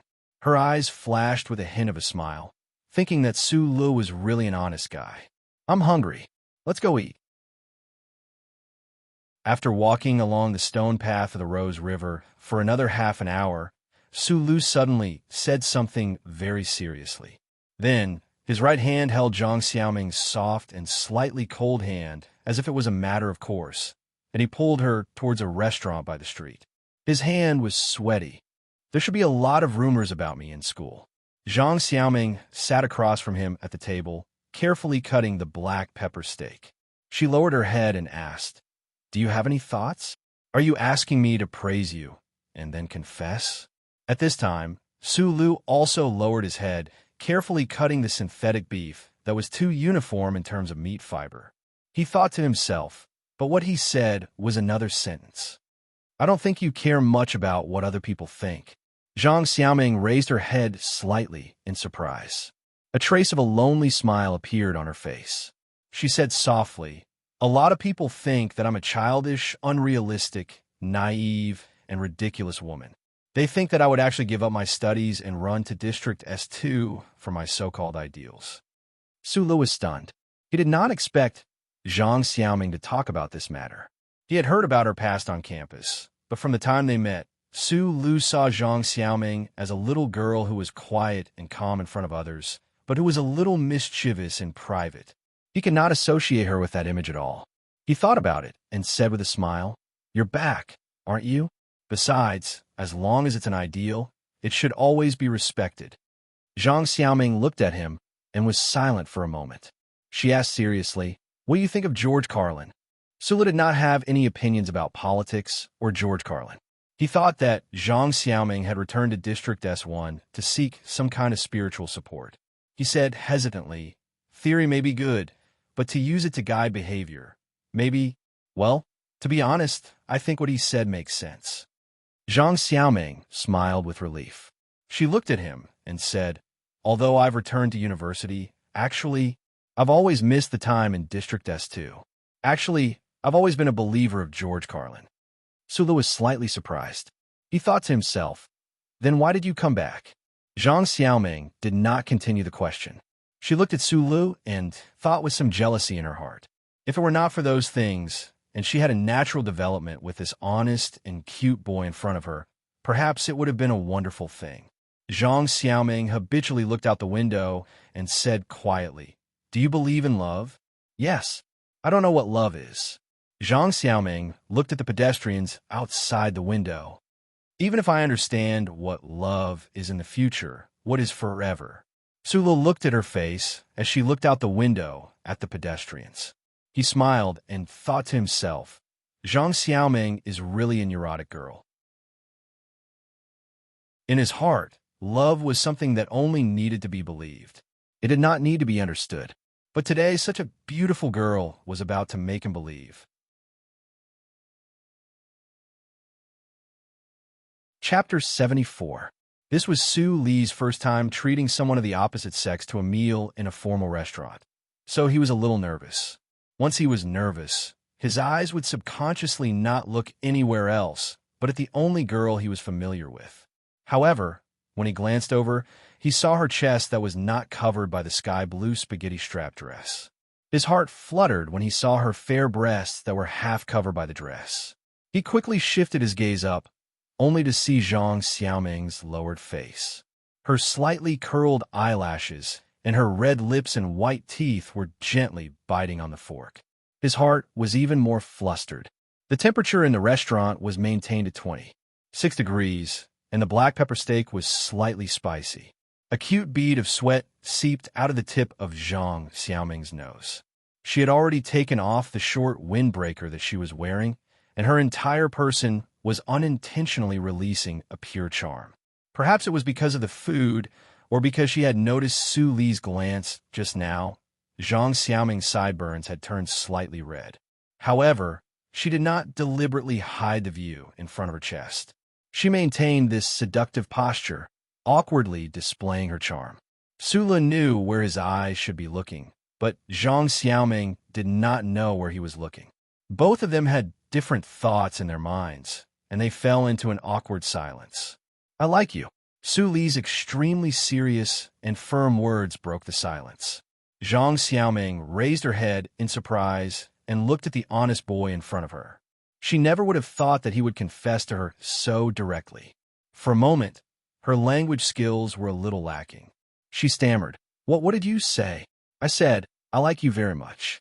Su Lu repeated that sentence again. Because it was the second time, he said it much more naturally than before. He looked at Zhang Xiaoming's delicate face and thought to himself, "When you look out the window, I always want you to look at me. This should be called like, right?" "Why?" Zhang Xiaoming lowered her head, a little flustered. Today, she just wanted to have one last faint moment of youth and enjoy it to her heart's content. She did not expect Su Lu to suddenly ask her such a question, and this question came so quickly and firmly. You don't need a reason to like someone. Su Lu looked at the plate on the table. There was still steak and juice left on the plate. It was as if he was looking at an extremely difficult obstacle to overcome. He held the knife and fork tightly with both hands and said, "If we argue from a physiological and psychological point of view, we are releasing some kind of information to each other. We can feel it, so we like each other." Zhang Xiaoming looked at him blankly. After all, she was just a girl who had never been in a relationship before. No matter how determined she was and how meticulous she was, she would never know that there were many kinds of love, and there were also many kinds of men. Some men were like Su Lu, who would only choose the most direct way to attack and would not give her any time to quietly leave. Zhang Xiaoming tried to hide her panic. "I don't understand." Su Lu raised his head and stared into her eyes. After hesitating for a moment, he said seriously, "I once had an elder tell me that if you meet a girl when you are young, and you don't want to peek at her body at all, and you don't dare to fantasize about things related to lust in your mind, then it proves that you like her, and it's a real kind of like." Zhang Xiaoming looked at him blankly and asked, What kind of theory is this? "If you are not interested in my body." She wanted to say, "If you're not interested in my body, why did you look at it just now, and why do you like me?" However, halfway through, she realized that this kind of discussion was a little too naked and explicit. She quickly lowered her head and asked in a soft voice, "How many people have you met like this?" "Two." Su Lu answered quickly. This answer had actually been in his mind for a long time. Zhang Xiaoming raised her head and asked with interest, "Who else is there besides me?" She wanted to pretend to be indifferent and ask a question out of interest between friends, but her flashing eyes revealed that she actually really cared that Su Lu had other girls in his heart. "Jian Shuier." Su Lu smiled in a seemingly simple and honest manner, which made Zhang Xiaoming roll her eyes. All the men in the Federation, from young to old, liked that little girl with purple hair. Su Lu looked at Zhang Xiaoming's slightly blushing face, and his heart skipped a beat. The theory that he just relayed was actually something that Uncle Boss once said. However, he didn't tell Zhang Xiaoming everything. Back then, Uncle Feng was sitting in the twilight with a glass of red wine in his left hand and a piece of beef in his right. He said to the young Su Lu, "But the problem is that this kind of liking is only a little boy's liking after being influenced by too many romance novels. When you have 100 women, you will understand what love is all about. Eye to eye, in fact, is just for the friction between flesh, the exchange of bodily fluids." At that time, Su Lu, who was still a virgin, naturally believed in love and selectively forgot the last part of Uncle Feng's words. There was a long silence. The piano in the far corner of the restaurant was flowing with notes. Occasionally, there was the sound of silver knives and forks touching the surface of the porcelain. In this silence, Su Lu lowered his head and waited for the other person's answer. He didn't notice that after a long silence, Zhang Xiaoming was looking at him with a guilty and resentful gaze. She had her own life, Su Lu had Su Li's life, and these two lives were destined to never walk the same path. Her heart gave birth to endless pity for this honest boy in front of her, or perhaps this pity was projected onto her own heart. Looking at Su Li's quiet eyebrows, Zhang Xiaoming's heart trembled slightly. She knew that she shouldn't be greedy for this kind of feeling and let him sink into it. "I'm sorry." When Su Lu heard these 3 words, He raised his head and looked directly into Zhang Xiaoming's eyes. Why? I know you like to be with me. He didn't have much experience or wisdom when it came to the human heart, but he was extremely sensitive to other people's thoughts. This was also the insight that Feng Yu admired the most. The sky blue halter top, the accompaniment on the sports field, and the different scenery in the cafeteria for so many days made it clear to him that Xiaoming was the same as him. They had both been poisoned by some kind of drug that had unknowingly started to take effect. As for when it started, perhaps these two young children didn't know, but at least they knew that it had already started. You said before that you don't need a reason to like me or not. Zhang Xiaoming lowered her eyes slightly, her eyelashes trembling slightly. And just because I like to be with you doesn't mean that I have to like you. I don't know why you rejected me. Sulu was silent for a long time, then suddenly said, but I know you like me. It was such a simple, ordinary, and direct sentence from his heart, a seemingly unreasonable and childish judgment, but it struck Zhang Xiaoming's heart. She looked at the boy in front of her in shock. Her eyes gradually softened, but then there was a flash of pain. She finally understood that it wasn't because of the arrival of the mission that made her a little greedy for the last of her free youth, nor was it because she liked the feeling when she was with Su Lu. That was why she went on a date with him today. The so-called youth, the so-called feeling, was actually just as he said. Unknowingly, she had fallen in love with this boy. With a bang, Su Lu quietly took out a vacuum-sealed bag and opened it amidst the sound of the piano. He took a piece of dog biscuit from the bag and placed it in Zhang Xiaoming's red lips, which were still slightly open due to her complicated emotions. Zhang Xiaoming finished the biscuit without tasting it. She looked at him with a complicated expression and said, I'm a selfish person. I'll hurt you. You know that I was a soldier in Donglin. I'm like a rock in Donglin. I'm not afraid of wind or rain. Is there anyone as glib as you are a rock? Zhang Xiaoming quietly looked at Su Li's face. Su Li's small eyes seemed to have made some kind of decision. He smiled, and the light blended into the sound of the piano, illuminating the hall. She took out a pair of small red devil horns from the bag beside her and put them on her head. She tilted her head slightly, and like lightning, her lips touched Su Li's lips. After she sat back in her chair, she narrowed her eyes and asked in a charming and sexy manner, Do I look good?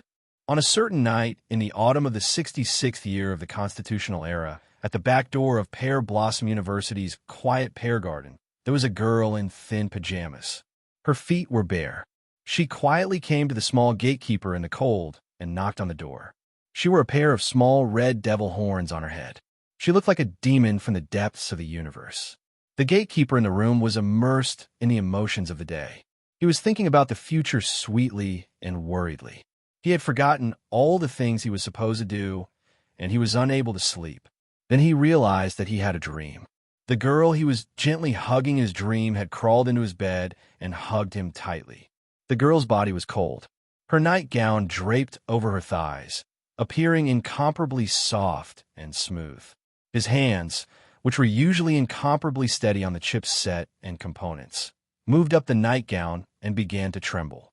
Touching the girl's smooth and slightly shivering skin, the cold of this autumn day had long turned into heat. Isn't this too fast? Sula only had time to think of this sentence before he was once again immersed in that warm and gentle dreamland. His hands awkwardly pressed on the girl's delicate breasts. He felt that at this moment, he had finally found the true meaning of life. In the darkness, Zhang Xiaoming, who was lying in Su Li's arms, cried. She cried very sadly. Hearing the crying, Su Lu nervously asked, Does it hurt? A little. I can still bear it. I can't bear it anymore. I'm sorry if I hurt you. The girl with her bare feet left with some difficulty. The elf with the red devil horns quietly disappeared in the morning fog, as if she had never appeared. The frustrated Su Lu opened his eyes wide, but he did not understand why she had to apologize when he should be the one apologizing. Chapter 75. Although it was already autumn in the university town, it was still early in the morning. It was only 5 in the morning, but the campus was already bright. It was the weekend. So many students from Lynn High had gone home. The cold autumn wind made people lose interest in coming out for morning exercises. The female dormitories in the university town were all given elegant names, such as Osmanthus Garden, Plum Garden, Pear Garden. At this time, Plum Garden dormitory was empty. There were no cars, no male students lighting candles to show their love, and no girls going in and out chattering nonstop. There was only a boy holding a bouquet of flowers and a thermos flask. The flowers were wildflowers that had just been picked by the Rose River. There was still dew on them, just like the girl who had bloomed for the first time last night. The freshly cooked porridge in the thermos would not cool down no matter how long it was left in there, just like the boy's burning heart. In the cold wind, Sue Lou rubbed his hands and looked up at a certain room on the 7th floor of Plum Garden. A happy smile appeared on his face. He didn't sleep the whole night until the sunlight of the university town shone through the window. Only then did he realize that he seemed to have done a lot of wrong things. How could he let Xiaoming go home alone last night? Until now, he still felt that everything that had happened last night was just a dream. It felt unreal. He also realized that he didn't give Xiaoming any flowers. This was an unforgivable mistake. If Shi Qinghai knew, he would definitely scold him.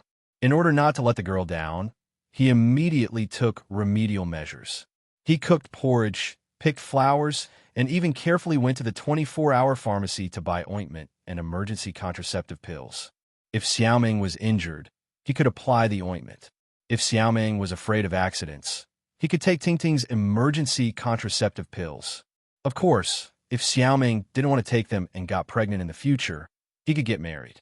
With his skills, he could find a good job and work hard to support his family. After Xiaoming gave birth, he could come back to school, and then the little boy was immersed in his fantasy of happiness. He didn't know that his smile was very silly, and he didn't know that a fantasy was a fantasy after all. Sula had already made up his mind.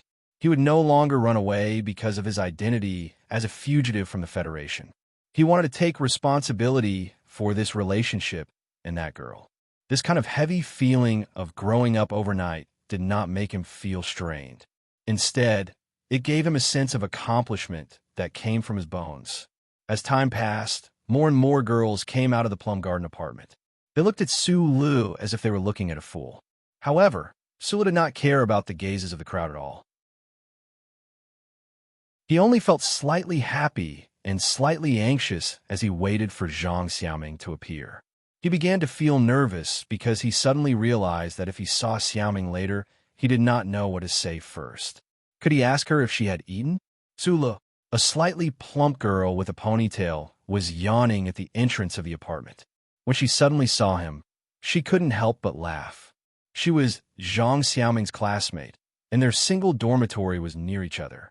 She didn't know how many times she had seen the scene of Zhang Xiaoming and the little concierge in the cafeteria, but this was the first time she saw Su Lu come to the entrance of the Plum Garden apartment. You finally gave up that unrealistic sense of inferiority and came to chase after my Xiaoming. The slightly plump girl looked at Su Lu and laughed, but she was a little surprised. Because he had always appeared so indifferently, not many people really thought that Zhang Xiaoming would be with his concierge. Su Lu smiled awkwardly and said yes. Yes, he and Zhang Xiaoming had developed too quickly. It seemed that he had skipped a lot of necessary steps in between. Even if he followed those movies and chased after her again, what was there to be afraid of? Wouldn't that be a very happy feeling? Besides, he had already chased after her yesterday. He thought to himself, "Don't wait, Xiaoming isn't in the room. I was just about to call her down to eat." The plump girl's words mercilessly shattered Su Li's entire morning's preparations. "Xiaoming isn't here?" Su Li asked in surprise. "Yes, I heard that her family had some kind of gathering today. Maybe she went back yesterday." Su Lu stood outside Plum Garden Apartments with flowers and a thermos flask in his hand. He couldn't help but shake his head in disappointment. Only then did he realize that he didn't even have Zhang Xiaoming's phone number. Only then did he realize that he was really bad at these things. As for Zhang Xiaoming's family, he had heard her mention them briefly. They seemed to be the upper class of the university town. As for the specific address, he didn't know, because it was obvious that Zhang Xiaoming didn't have a good impression of her family. Zhang Xiaoming was wearing a simple but elegant dress, and the black-rimmed glasses on the bridge of her nose were back on. She sat on the sofa in the living room and looked at the boy opposite her with a smile. She listened as he kept apologizing to her, saying that he was really rude at the school gate that day and asking for her forgiveness. Today, the Zhang family had a small gathering, and the young student that was picked by the elders to meet her was also her classmate at Yue University. He was the son of a state senator who was angry on the first day of school.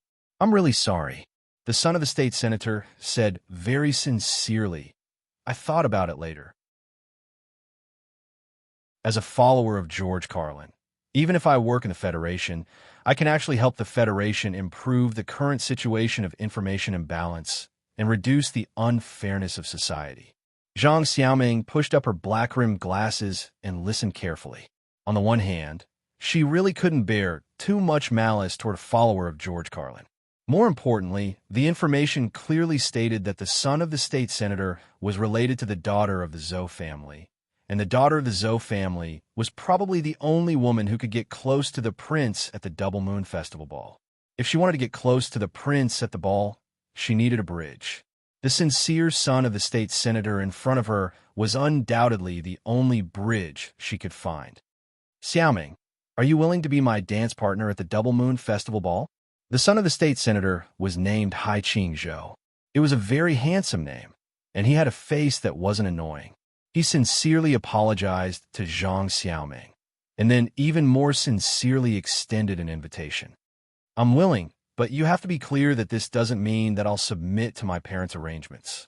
When she said this, Zhang Xiaoming felt that she had played the role of a rebellious girl perfectly. She still hadn't been completely swallowed by the rules of the Federation's upper management, so she was somewhat satisfied. However, she didn't understand that she was a rebellious girl to begin with. She didn't need to perform at all. Perhaps the far-sighted Senator Macklin from S2 saw this trait of hers. Hai Qingzhou smiled and said, "Maybe you'll change your mind in the future."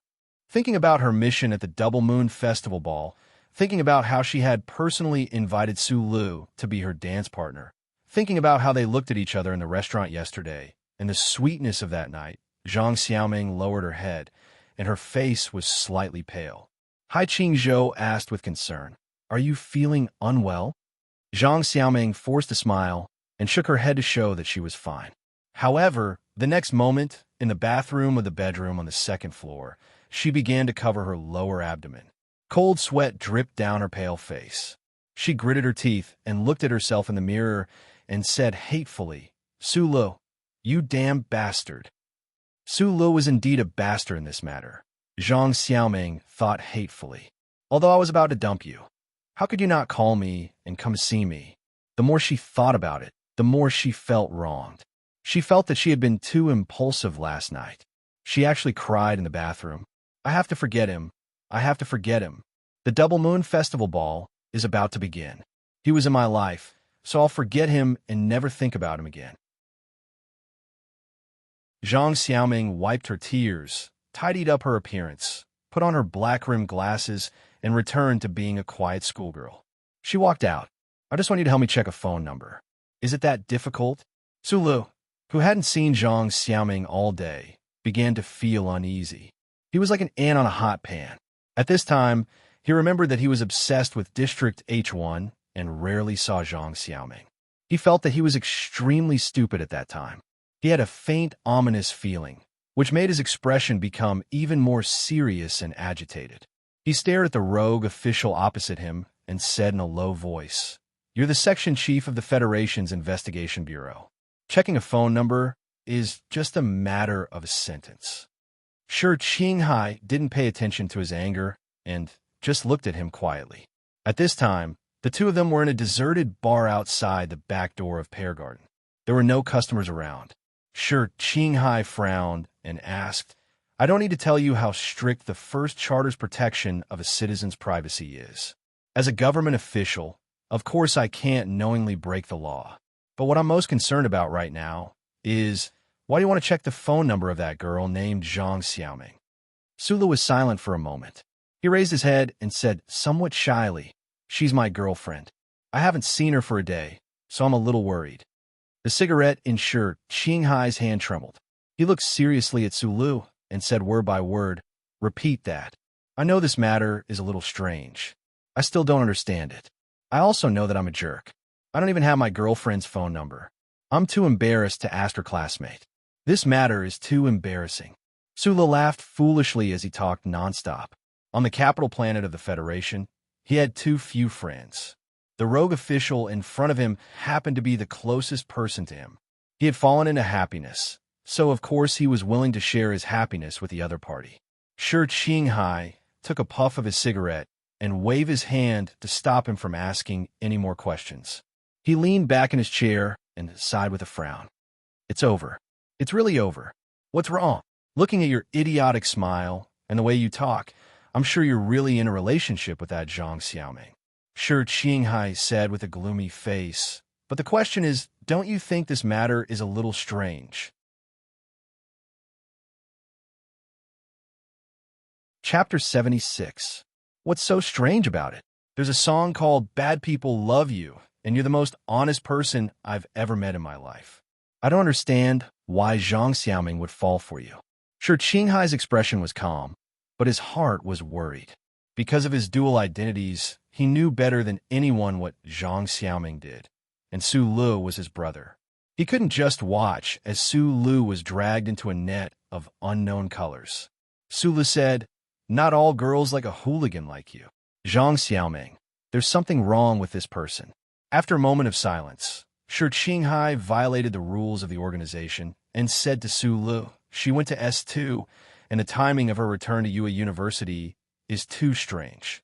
I don't really care about politics, and I know she's a follower of George Carlin. But don't forget, the most fanatical follower of George Carlin in UA University is the son of that state senator. Why haven't I seen the Bureau of Investigation investigate him?" Shi Qinghai wiped his wine-stained palm on his wrinkled suit and said, "Trust me, I know more than you. Even if she's still working for the people in S2, what does that have to do with me?" Su Lu said with a smile, "Senator Macklin has already come to the Federation to run for office. The Federation can't possibly start a civil war, right? He himself was a fugitive, so he didn't care about politics. And from an emotional point of view, he had a better impression of the opposition.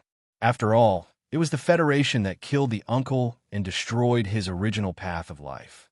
But he still didn't believe that a naive girl like Zhang Xiaoming would be a spy sent to the university by the opposition. Because after last night, he was sure that no one knew the girl better than he did. At least she won't have any intention of using me, right?" Looking at Shi Qinghai's gloomy face, Su Lun knew that he was worried about him. So he comforted him, "I'm just an ordinary student with a bank card." "That's true, but I still don't understand why she would have the leisure to date you at this time," Shi Qinghai said sarcastically. Su Lu did not understand this sentence. He stood up with a cigarette in his mouth and warned, "Try not to leave school in the future. Zhou has already returned to the 3rd military region, but the daughter of the Zhou family has entered your school. Something might happen." This was the first time Su Lu had heard this news, but he didn't care much. After all, too much time had passed, and he still missed Zhang Xiaoming. Shi Qinghai glanced at the restless teenager, sighed, and walked out of the bar. "I will be with her during the Double Moon Festival dance," Su Lu said to his back. "I wish she would kick you away. Also, I've gotten an invitation for the Double Moon Festival ball. See you then." Shi Qinghai waved his hand behind his head and walked out of the bar. Shi Qinghai, the head of Section 4 of the Federation Investigation Bureau's Linhai Field Office. Section 4 of the office was responsible for preventing anti-government infiltration and espionage activities within the Federation. However, other than his direct superiors, no one knew that his real identity was an intelligence agent sent by the anti-government army to Area S1 of the Federation, or rather, a spy. Many years ago, Shi Qinghai's father, who was doing a rare job in the Federation, mysteriously died in an accident. The Shi family's small farm was assigned to a large company in the Federation. From that day on, Shi Qinghai, who was still a child, lost all respect and trust for the Federation. When he was studying at the first military academy, his psychology professor discovered him, recruited him, and educated him. He learned that there were people in the Federation who were working hard to eliminate the unfairness covered by the law. This psychology professor later became the director of the HDD Bureau in Linhai Field Office. Shi Qinghai, who joined the Federation Investigation Bureau, also became a spy. The head of Section 4 of the office, who was responsible for preventing anti-government infiltration, was actually a member of the anti-government army. This fact was ridiculous, but it also showed that the anti-government forces spared no effort in infiltrating the Federation. It was extremely rare for a spy to be able to sit in such a key position as Shi Qinghai, which also showed his cautiousness. It was precisely because of his dual identity and keen sense of smell that even though the FBI had already stopped monitoring Zhang Xiaoming, he was still sensitive enough to notice that the girl was different.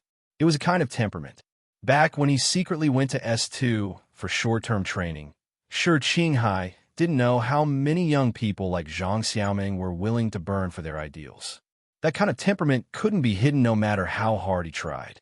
Shi Qinghai didn't like these young people. He often thought that compared to him, these people were too unprofessional. The anti-government forces were now divided into two major factions. One was the moderate faction led by Senator Medellin, and the other was the radical faction based on the anti-government forces. Shi Qinghai belonged to the anti-government forces. In his opinion, the sanctimonious old man Senator Medellin was just a shameless politician who only knew how to use political resources to achieve his own goals. Of course, after all, everyone could be working for the anti-government forces. Shi Qinghai didn't try to find out Zhang Xiaoming's true identity, but tonight he heard Su Lu say that his girlfriend was Zhang Xiaoming. This news immediately alerted Shi Qinghai because it was related to his friend. Su Li's words almost convinced him, but he still felt that something was wrong. How could Zhang Xiaoming have a reason to be in a romantic relationship when the Double Moon Festival Ball was just around the corner? Zhou had entered Yue University. In the eyes of people like Shi Qinghai, it was only natural that he had confirmed the position of Crown Prince. He judged that Senator Macklin would definitely not give up on this opportunity. Zhang Xiaoming was most likely here because of this matter, so he could not understand why Zhang Xiaoming would do such a thing at this time. In fact, this was because Mr. Shi had forgotten what he had always believed. These people were too unprofessional, and Zhang Xiaoming was obviously the most unprofessional and naive girl among them. Before getting into the car, Shi Qinghai subconsciously pressed his left breast pocket with his finger. Inside was the invitation card for the Double Moon Festival Ball he had asked someone to get for Yue University. Of course, he had used the excuse that he was famous for loving young female students. He had already sent back the information that the target crown prince was in Yue University. However, there were too few people in the Federation, so it was impossible to continue investigating. He had to personally go to the ball to see what was going on. However, there was always a dark cloud floating in his heart. What were the people in the Federation going to do after receiving the information? Did they really just want to stop the influence of the Hawk faction in the Department of National Defense on the Crown Prince? Who was the Crown Prince? Why did other than the Zhou family siblings, Senator Medellin's people, and the anti-government army have to curry favor with him? If he was a decisive figure in a big family, why would the anti-government army, whose ultimate goal was to overthrow the 7 big families, want to establish a relationship with him? They should be assassinating him by hook or by crook. Shi Qinghai frowned beautifully. He felt that things were a little out of his expectations. He wasn't familiar with the leaders of the anti-government army, nor did he feel close to them. He was only willing to do something for the people who were against the Federation. However, if this matter involved him, he had to reconsider. Through the car window, Shi Qinghai glanced at Su Lu, who was still in a daze in the bar. He shook his head. As long as he didn't drag this guy into the mess, it was fine. Fortunately, he had nothing to do with this matter. It was already late at night, but the room on the 7th floor of the Plum Garden Apartments was still dark. It seemed that Zhang Xiaoming would be sleeping at home tonight. He didn't know if she was still in pain, or if she had caught a cold from wearing so little last night. Su Lu stood on the sports field and narrowed his eyes as he looked at the dark room through the autumn trees. He remembered that they were in the same place in the past. Zhang Xiaoming used her slender finger to point in the direction of the 7th floor, telling him that she stayed there every night. At that time, Su Lu and Zhang Xiaoming were just friends who could talk to each other. Now that he thought about those scenes, Su Lu felt that everything was already predestined.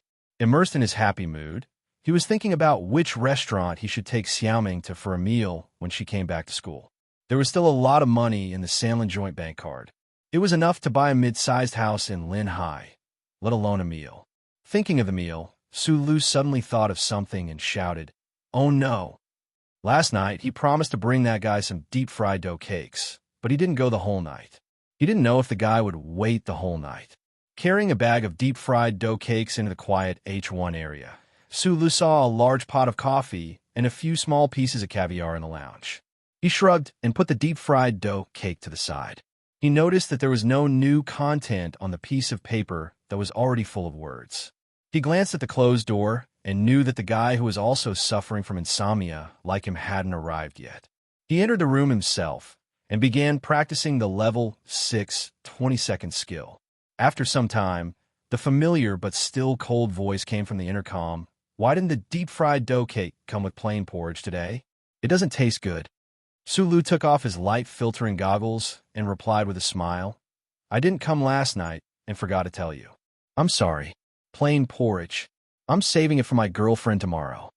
In the other room, Tai Ziyuan was slightly startled. From last night until now, he had been thinking about why Su Lu suddenly disappeared for an entire night.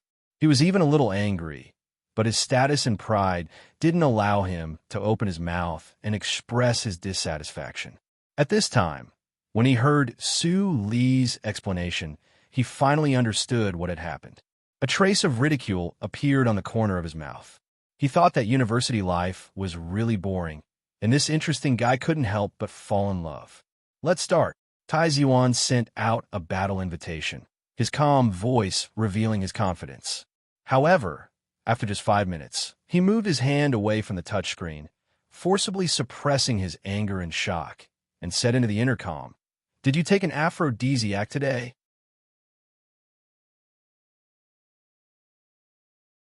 Chapter 77. The young master of the Tai family had lost his composure and said something unbefitting of his status because of Su Li's sudden burst of lascivious mecha operation tonight. The first time Su Lu had defeated a classmate he had never seen before was on his first day as a man. If he had known the true identity of the person he had defeated, perhaps he would have been even more excited. However, in the short span of a day, he had fallen from the peak of happiness to the bottom of the valley. His face was bruised and swollen, his eyes dazed, and he was completely at a loss. Because Zhang Xiaoming had suddenly disappeared. This did not mean that Zhang Xiaoming had run away from home and gone to S2 like she had when she had just entered university, playing the faraway farce of disappearing. Rather, it meant that this girl who was used to having sex had suddenly disappeared from Su Li's life. Or rather, in her eyes, Su Lu did not even exist. That morning, Su Lu had nervously and excitedly carried the wildflowers and thermos flask to the outside of Plum Garden Apartments. Then, he saw Zhang Xiaoming and a few other girls coming out of the apartment together. However, when he walked up to her with a face full of smiles, Zhang Xiaoming acted as if she did not see him. She brushed past him like a gust of wind, leaving him with a trail of yellow leaves and infinite shock. During the weekend, he had already come here once. Basically, most of the students in Yue University knew that the little gatekeeper had finally courageously launched an attack on Zhang Xiaoming. However, the scene today seemed to prove that this attack was a complete failure. The girls all cast scornful or sympathetic gazes at him. Unlike the people around him, Su Lun knew what had happened between him and Zhang Xiaoming that night, so he felt that it was particularly inconceivable. He stared blankly at Zhang Xiaoming's departing figure, baffled, and feeling that something bad was about to happen. Just as he had been worried, from that moment onwards, Zhang Xiaoming acted as if she could not see him at all. Whether it was in class, in a laboratory, or in the corridor, wherever the two of them might meet, Zhang Xiaoming would always walk away with a stubborn look on her face. Su Lu was vexed and puzzled, but he couldn't help but feel that the girl's appearance was really funny and cute. Finally, on the afternoon of the next day, Su Lu could no longer hold back his questions. He stopped Zhang Xiaoming, who was holding a book under the big pagoda tree outside the teaching building. He said nervously, "I know I performed badly that night. Ignoring me for 2 days is a very serious punishment." No matter how he thought about it, he could only come to this conclusion. The girl who had just blossomed was exceptionally sensitive psychologically. She was resentful that he was not gentle enough that night, especially when he did not send her back to the apartment. That was why she had ignored him for the past 2 days. Su Lu didn't want to fall into a cold war right from the start of his first love, so he sincerely apologized. Zhang Xiaoming was inexplicably nervous. She pushed the glasses on the bridge of her nose, cleared her throat, and said seriously, "You've misunderstood. I also want to find time to make it clear to you that the two of us are not suitable for each other. I don't want you to continue to misunderstand. Don't make this kind of joke," Su Lu said with a smile, but his smile was a bit forced. Why did this sound so much like those romantic dramas that were shown on the Federation's art channel? At the same time, he also heard the imperceptible tremor in Zhang Xiaoming's seemingly cold voice. He asked seriously, "What happened?" "Nothing. I'm just calmly thinking about our relationship and future possibilities. I feel that there is no possibility of continuing to develop." Zhang Xiaoming forcibly suppressed the nervousness and loneliness in her heart and said lightly, "Please forget everything that happened that day." Su Lu felt like a hammer had fallen from the sky and hit his heart. He was stunned, but he still maintained the style of Dong Lin Shi. He stared at Zhang Xiaoming and said, "Is there something wrong with your brain? Or did you wear too little that night and have a cold or fever?" Zhang Xiaoming sighed in her heart, but her indifference and indifference were obvious in her words. "It's already the 37th constitutional calendar. Do you think it's still the era of the Tide Dynasty? It's normal for you to be willing to spend a warm night with each other. You're just a poor student. Even if you can work a nutshell in the future, can you satisfy my material and spiritual needs and spend the rest of my life with me? Wake up. If I said that I was greedy and caused you to misunderstand, I apologize to you, but please keep a distance from me in the future." Hearing the word sorry, Su Lu suddenly remembered that night in the restaurant. Zhang Xiaoming seemed to have said it more than once. He stood there a bit numbly, looking at the girl in front of him whose charm was mostly covered by the black-rimmed glasses. He lowered his voice and said with extra force, "Sorry? Do you want me to pretend that nothing happened and then we'll be strangers forever? Is this very difficult for you?" Zhang Xiaoming said as indifferently as possible, but she held the book in her arms tighter. Su Lu felt a bit angry, but he didn't show it on his face. He stared into Zhang Xiaoming's eyes and said, "Of course it's difficult. I'm a virgin. I was cheated by you for the first time, and you don't want to take responsibility?" Zhang Xiaoming's pretense of arrogance suddenly turned into a collapsed mountain rock. She opened her eyes wide and looked at Su Lu in disbelief. She couldn't imagine that the honest and simple man would say such a strange thing. Su Li's voice was a bit loud, and the students studying under the trees in the distance looked over curiously, but no one should have heard it. Zhang Xiaoming's face was still red, and she stared at Su Lu angrily and protested, "Lower your voice. Isn't this my first time?" Su Li's next sentence was very fast, and he calmly replied, "So I have to be responsible for you, and you have to be responsible for me." Zhang Xiaoming suddenly realized that she really wasn't good enough to complete the task that the senator had carefully entrusted to her. She found that it was too difficult to play the role of a girl who dumped her first boyfriend because of vanity. The main reason was that the boy she was supposed to dump, Su Lu, really didn't play by the rules. He didn't hit the tree in anger, nor did he seem to have the impulse to cut her wrist with a blade, nor did he scold her for being shameless. This made her unable to say many of the sarcastic lines she had planned. Perhaps, deep down in her heart, she couldn't bear to hurt him with those words. She looked helplessly at Su Lu, who refused to back down, and softly begged, "Just let me go. I don't need you to be responsible for me. You don't expect a girl like me to be responsible for you, right? Why not? Su Li's mood had actually fallen to the bottom of the valley because he had long seen that Zhang Xiaoming wasn't joking. However, at this moment of crisis in his life, that sense of crisis made his thoughts exceptionally clear. He reacted extremely quickly and said very seriously, "That night, you raped me." Zhang Xiaoming's face was already completely red because she was afraid that the discussion would be heard by her classmates. At this time, she was so angry that her face turned white. She looked at Su Li's serious face in disbelief, as if she had seen a savage on S2's De Chi Peak. She angrily stammered and said, You're shameless." Su Lu was a shameless person. Even if he had been influenced by Shi Qinghai for so long, it was impossible for him to say anything too outrageous to a girl. He was just a little confused by Zhang Xiaoming's sudden change in attitude. He was purely subconsciously looking for an excuse to benefit himself. He sadly found that Zhang Xiaoming seemed to be serious. "Xiaoming, is there a problem?"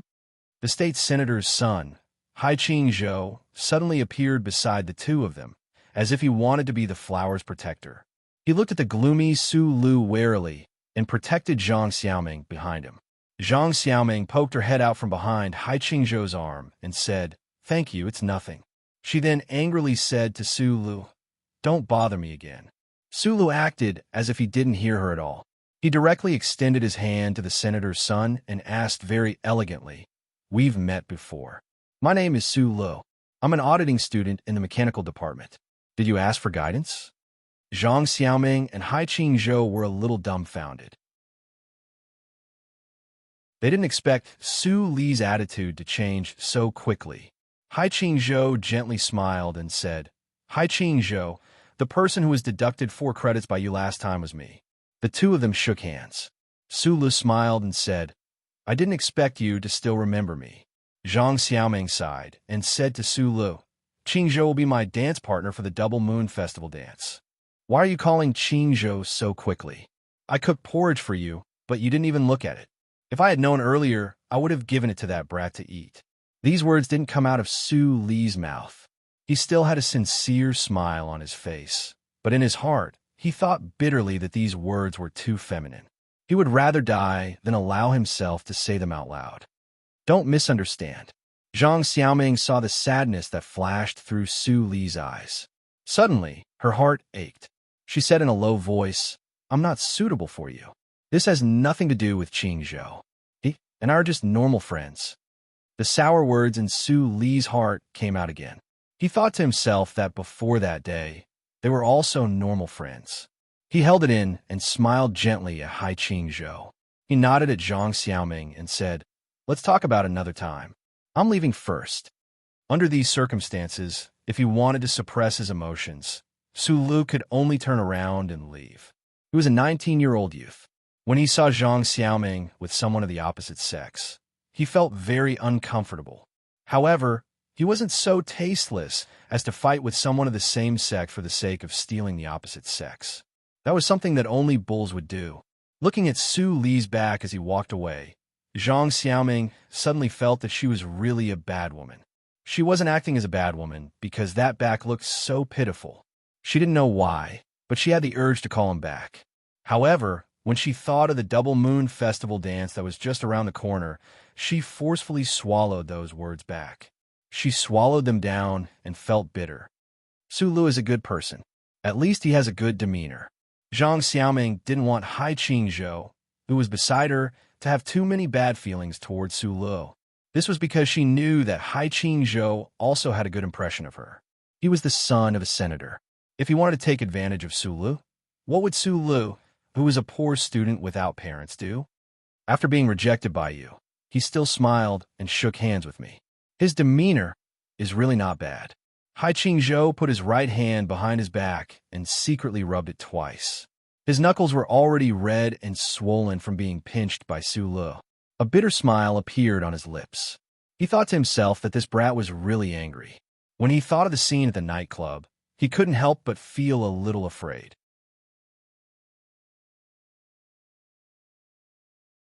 Chapter 78. When faced with such a situation, even a clay figurine would get angry. Even if Su Lu was a rock, he had the word resentment engraved on it. What angered him the most was that he didn't even know what went wrong. How did the trees in the pear garden become covered with snow in one night? How did the two moons in the sky collide? How did day become night? How did the two people who were on good terms just a moment ago become strangers? Su Lu was a wild bull that he despised, but this was his first love. In the words that he never forgot to remind Zhang Xiaoming, this was also his first night. It was impossible for his emotions to immediately brighten up. So when he shook hands with Hai Qingzhou, he subconsciously used more strength. Of course, his facial expression was still very good. Congratulations, congratulations. Shi Qinghai raised a large glass of beer and laughed at the unhappy Su Lu. He sincerely congratulated him. I've seen a lot of one-night stands, but a one-day boyfriend like you is really rare. His congratulations were sincere because he no longer had to worry about any problems between Zhang Xiaoming and Su Lu. However, these words sounded like vicious mockery to Su Li's ears. He took a big gulp of beer and frowned. This situation is a little strange. I can't accept it. Did you and Zhang Xiaoming sleep together? Shi Qinghai lit a cigarette and threw the cigarette box over. The problem was that this guy was really too handsome. No matter how sneaky he looked, it was impossible to dislike him. Su Lu was stunned. He immediately thought of that night when he saw the elf wearing the devil's horns. That beautiful and unforgettable time. However, from the perspective of a girl, he couldn't tell the truth to this bad friend in front of him. He shook his head. Shi Qinghai leaned back and sighed. I can't accept it. You know how I look at beautiful girls. If Zhang Xiaoming didn't wear those black-rimmed glasses in bed, she would definitely be a beautiful little girl. What a pity, what a pity. When Su Lu heard this, he was a little annoyed. He glared at him angrily and took out a cigarette from the pack and lit it up. Shi Qinghai frowned and said, It seems that you are serious. But she only kissed you in the restaurant. That doesn't mean anything. Women are fickle. Maybe she will realize that you have no future after staying at home for 2 days. A sensitive woman will think that a man is riding a white horse when she sees him. But a rational woman will analyze whether the white horse is rented or bought, and whether the horse is pure or not. Regarding the matters between men and women, young Master Shi as always hit the nail on the head and was incomparably sharp. However, Su Lu did not listen to these words at all. He was carefully reflecting on his relationship with Zhang Xiaoming in the past few days and why such a change had happened. Suddenly, he looked up and said, Xiaoming likes me. Shi Qinghai was stunned for a moment and shook his head. He gave him a thumbs up and said, This is the first time I see you being narcissistic. It's just like how you used to smile obscenely. It's quite like me. Su Lu ignored him. He continued to frown and analyze while smoking. Since she likes me, but doesn't want to admit our relationship, then it must be because of our relationship, which is a huge obstacle to something. Matters between men and women will only affect matters between men and women. Recently, she has the son of a senator around her. According to my sources, they got to know each other at a family gathering in the Zhang family. You have sources? Shi Qinghai looked at him in surprise.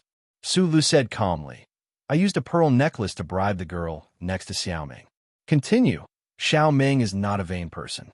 Even if she wants to be with that plain porridge and side dish, she would not be so stupid to choose such a method and such a time to end our relationship. If I make a scene, Su Lu did not mention what happened that night. If they were to really make things too unpleasant for both parties, this kind of thing would spread. It would be extremely harmful to the development of Zhang Xiaoming and Hai Qingzhou's relationship. More importantly, I've only just started with her. Any normal woman would be an emotional woman at this time. In your words, she won't even notice what kind of white horse I'm riding. Continue.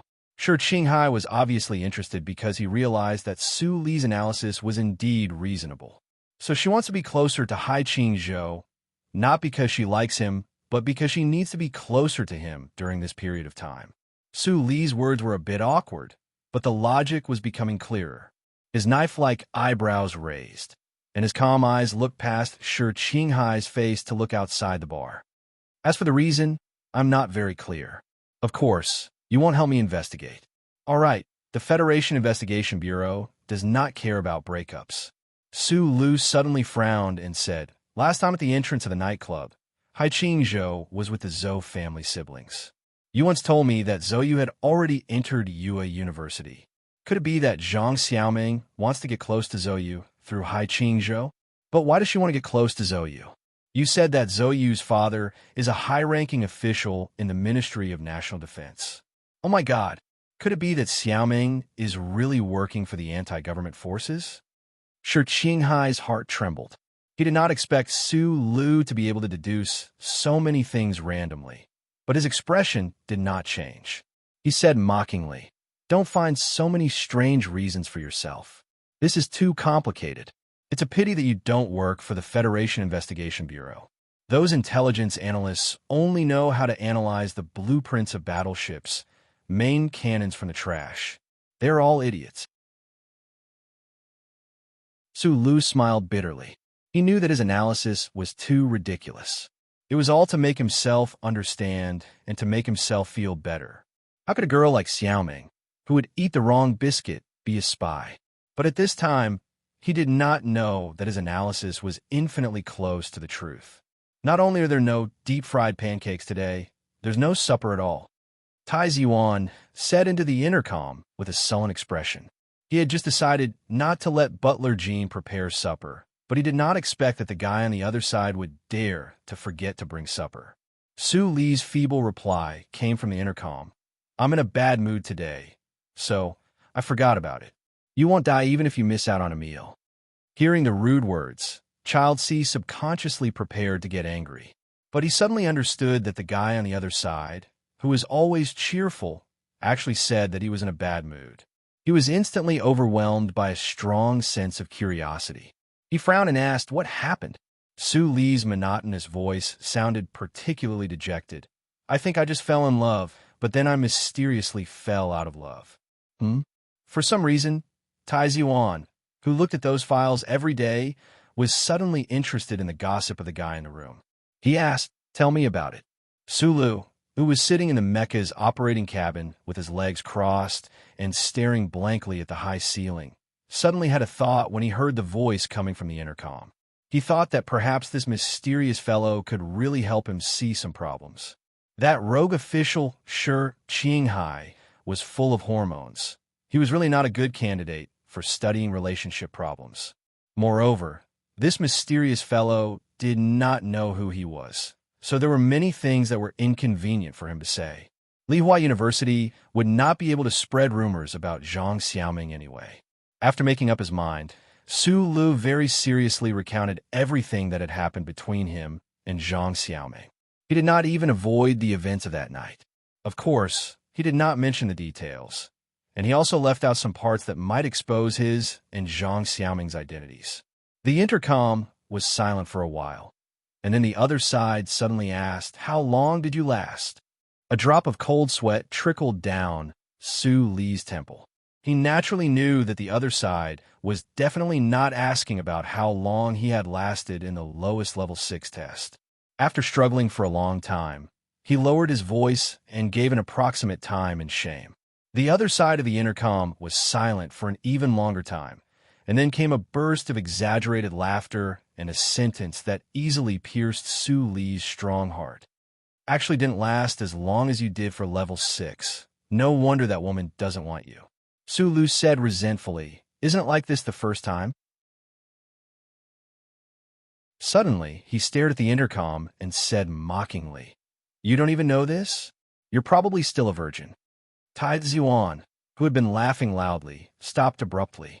He stared at the intercom, and after a long while, he pretended to be calm and changed the topic. A woman's heart is like a needle that has sunk to the bottom of the sea. You'll never find it. He didn't want to pay any more attention to Su Li's childish and boring emotional twists and turns. So he said coldly, begin. Last night, the outwardly gentle but innately proud young master of the Tai family had been defeated by Su Lu for the first time.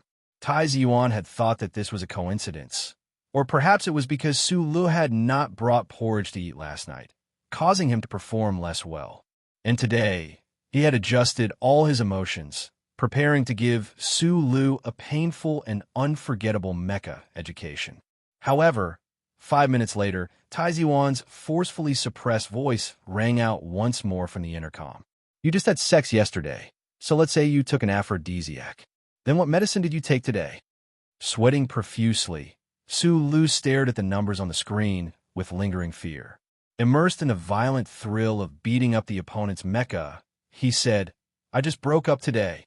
Of course what I took was gunpowder. The taste of breaking up was not a good feeling, especially when you couldn't find a reason and couldn't make heads or tails of it. Regardless of whether he was a rock or she was a shrew, every man and woman in puberty had the most delicate and sensitive nerves in their life. Sighs and groans were all caused by the sadness and joy of separation and reunion. Even the slightest change in emotion would be magnified countless times by the young people in the midst of it. 10 years later, they might be able to laugh off their past stubbornness, but 10 years ago, no one would be able to escape this hurdle. In a classroom filled with holographic diagrams, Su Lu narrowed his eyes at the girl sitting in the front row with Hai Qing Zhou. He thought to himself, what is love? Love is not a thing.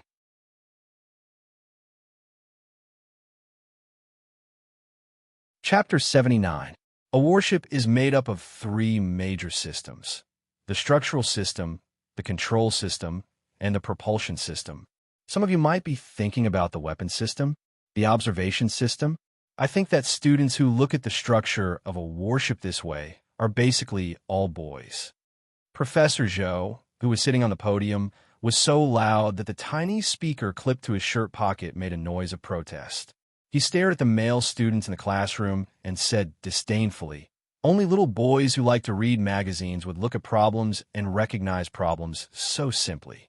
Don't forget, these 3 major systems are the foundation of everything. Let's take the Feather Series warship as an example. What are the 3 main laser cannons on it made of? A superalloy base and a crystal converter. Transmission, control, calibration. Energy, activation. Professor Zhou raised his thumb, and a beam of light appeared on the large screen. He enlarged the blueprint of the Feather 1 warship's main cannon base and pointed to 3 different parts. And these 3 most important components are the structural system, the control system, and the propulsion system. The energy output from the weapons is ultimately still part of the propulsion system. Of course, if you're talking about artillery shells used by the Army, then pretend I didn't say anything. The 3 major systems don't just exist in the macroscopic scope. They're also the detailed components of every part of the warship. Only when these 3 major systems can perfectly coordinate and cooperate can, of course, the Feather Series warships have been retired a long time ago. Now that the Federation's crystal resources have dried up, I reckon that you won't have many chances to sit on a warship. Oh, the most important point is that our UA University is not like the 3 major military academies or the Westwoods Military Academy. We don't have a warship command department, so it's useless to talk about this to you. The male students in the classroom laughed and booed, but Professor Zhou didn't care at all and continued to speak excitedly. Then why do I have to spend time talking about this? That's because no matter if it's the mecha you may come into contact with in the future, or those self-propelled armored vehicles, or self-propelled cannons, in the end, they're all small warships or miniature warships. What determines their performance and combat power are the 3 major systems of structure, control, and propulsion.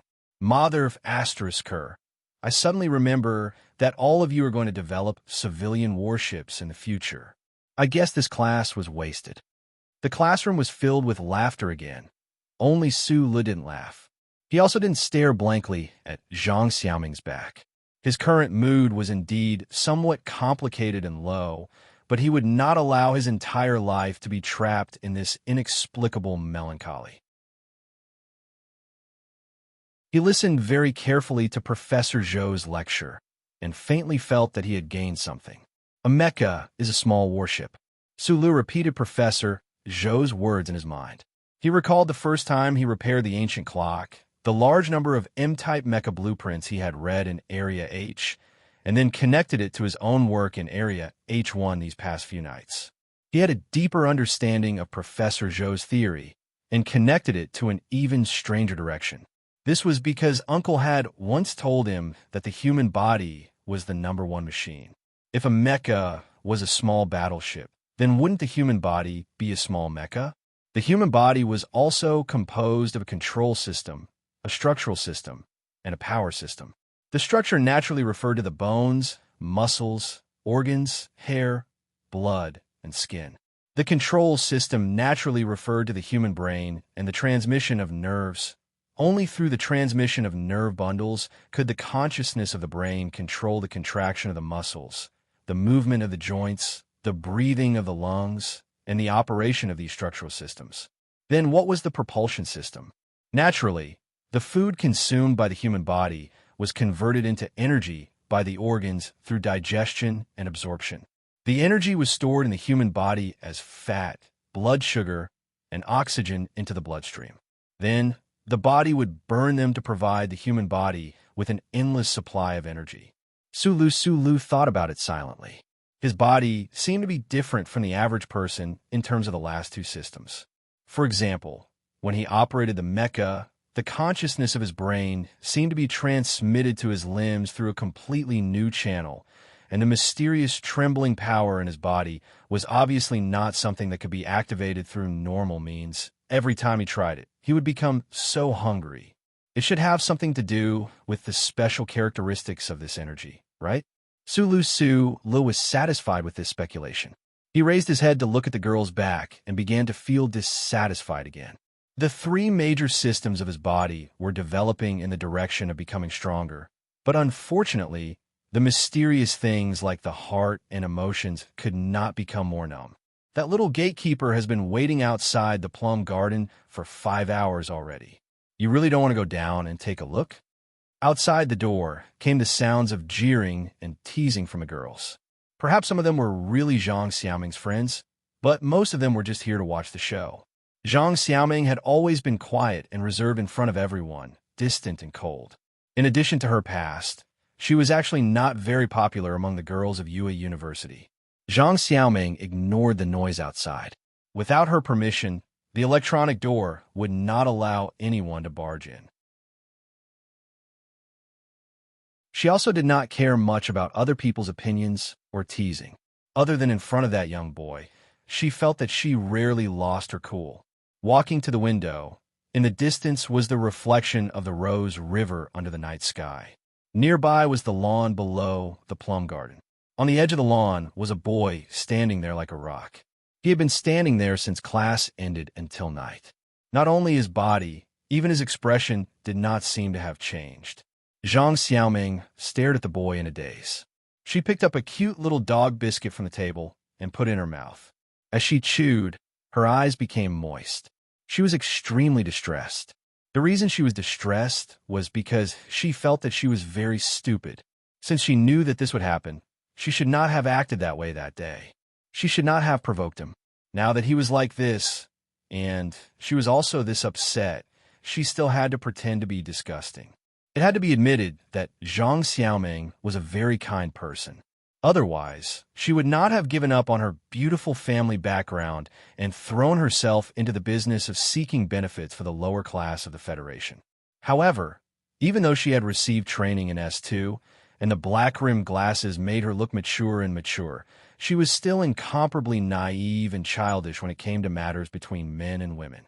She was a complete mess. At this moment, the phone rang. Zhang Xiaoming put it to her ear and heard Su Li's voice. Su Lu was a love-struck fool, and he was not the kind of man who would cry and shout about hanging himself. He was just very stubborn as a rock. He had to figure out the reason for Zhang Xiaoming's sudden change in attitude, so he waited in the plum garden for half a night before finally getting through. He stopped Zhang Xiaoming from questioning him about how he got the phone number and said calmly, "Don't be so cold. You're not Jian Shuier, and your acting isn't that good. Give up. I don't know what you're hiding, but I just want to tell you that this trick won't work on me. I'm guessing that you're looking at me from the window in the dark right now, and you're sincerely moved? Maybe you're even crying." After standing for a long time, Su Lu finally used the ruthlessness of the Clock Tower Street Orphan Gang. He raised his head to look at the 7th floor and said each word to the point, "Don't you think this is very childish? Zhang Xiaoming was originally looking at Su Lu downstairs with tears in her eyes, but the two sentences that came out of the phone made her feel very conflicted. She hung up the phone and crawled into bed. The phone call ended, but Su Lu didn't leave the plum garden. He felt that his heart was empty, and if he didn't get the girl's warmth or words to fill it, it seemed like it would be empty forever. This was his first love, or at least it was her first night. He thought that both of them should cherish it. So he acted like he cherished it and worked hard. And so he stood in the plum garden and waited. It was late autumn, and Su Lu was an impulsive person. He was already prepared. He put on his thermal underwear and put on the green military windbreaker he got at the airport. It was the same one he wore when he first met Zhang Xiaoming. First, it was warm, and second, it made her think of him. This was the most comprehensive arrangement that Su Lu, who was new to love, could think of. However, he miscalculated how much the heavens hated this kind of thing. A cold autumn rain came out of nowhere and drenched him. He wiped the rain off his face and looked at the sky with some annoyance. The plum garden was silent. Even the girls who came to watch the show had fallen asleep. Only the rain accompanied his figure, making him look very lonely. Later in the night, a girl who woke up in the middle of the night found the man in the rain and let out a low cry. In the deepest part of the night, the autumn rain suddenly turned into the first snow in the north of the planet.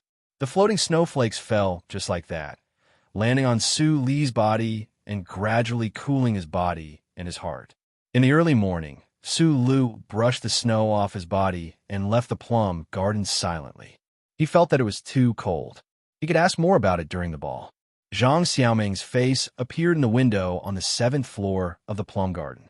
She looked at Su Li's footprints in the thin snow with some loneliness. She thought to herself that he had probably lost all hope in her.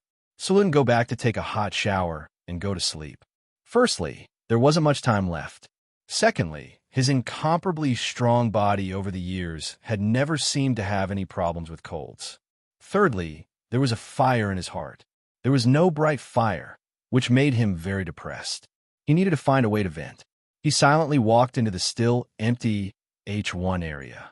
He thought that the mysterious kid should have already gone to sleep by now. He could only roar at the light and color blocks in the 6th level. To his surprise, the small table in the lounge was already empty. However, the green indicator light for the door was still on. Could that guy still be inside? According to the usual practice, it was already 4 in the morning. Both he and that person should have gotten rid of the trouble of insomnia. Su Lu, who was drenched all over, felt a trace of worry. He suddenly forgot that he was actually in the darkest moment of his youth and walked toward that room.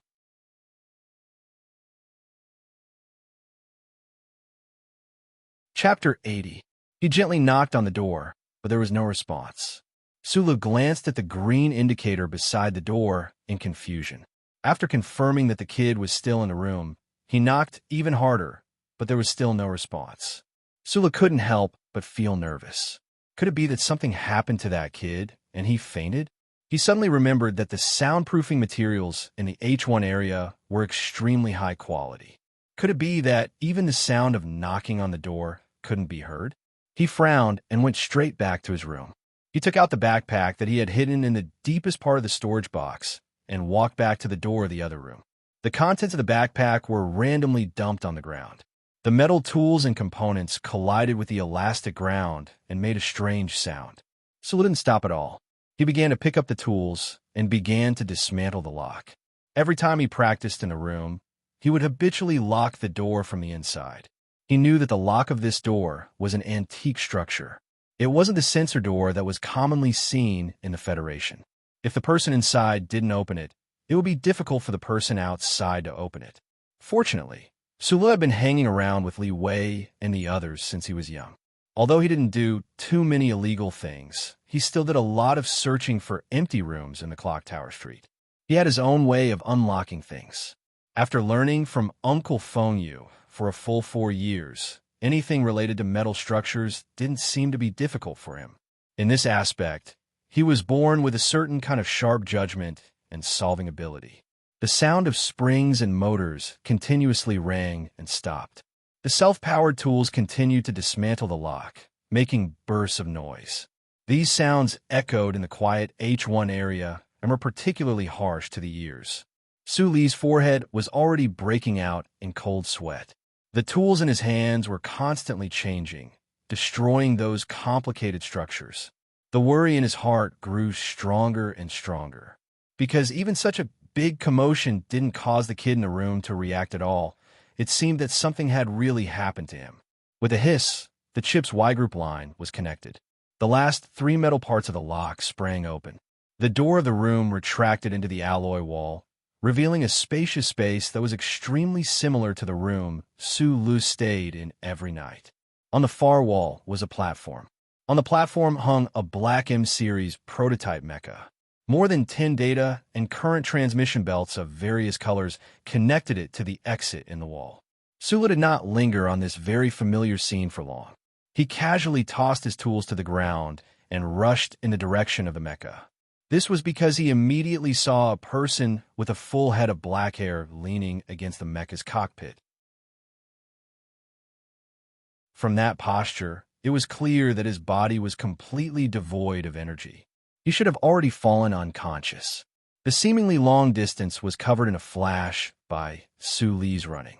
Just like when he had scaled the Federation's electronic wall back then, he nimbly climbed up the gap between the metal parts of the mecha's mechanical legs like an ape, not taking the proper route at all. Using his fastest speed to climb into the cockpit, Su Lu carefully helped the skinny youth to sit upright. He brought his face close to the youth's nose and mouth, pressing his fingers lightly against the youth's carotid artery. Only after confirming that the person's heartbeat and breathing were still normal did he relax slightly. Panting heavily, he thought to himself that the youth was probably just unconscious and should be easy to deal with. He just didn't understand why this guy had suddenly fainted. Using his palm to lightly pat the youth's face, Su Lu shouted anxiously, "Wake up, wake up." The skinny youth's face was very pale. Being lightly patted twice by Su Lu actually caused an unhealthy flush to appear on his cheeks. Su Lu frowned, thinking that it was probably too late to call the school's hospital. Besides, those doctors probably did not have the authority to enter Area H and Area H1. He looked around, and his gaze fell on the fastening strap of the mecha's cockpit. Without even thinking, his right hand tugged the middle of the strap. With a muffled grunt, he followed his will and felt a sudden heat at the back of his waist. That strange force traveled along with the slight tremors under his skin to his palm, and he pulled hard. With a crisp snap, the super-elastic fiber fastening strap that could hold the pilot's body in place under the high intensity of the mecha's movements snapped into two under Su Li's normal hand. Using the fastening strap to tie the skinny youth to his back, Su Lu cautiously but quickly climbed down from the tall mecha and landed on the ground. The moment his feet touched the ground, he rushed out of the door. He did not know what kind of illness this fellow had to have caused him to faint here for no reason.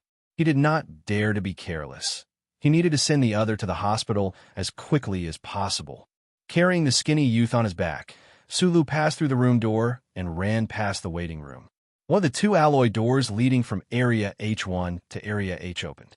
Extremely worried and anxious, he suddenly heard a weak voice ring out from behind him.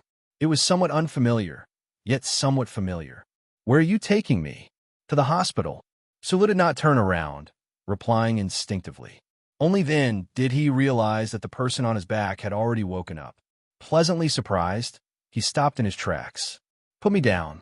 The voice of the youth on his back was still weak, but it still sounded like an order, not allowing for rejection. Su Lu was taken aback for a moment.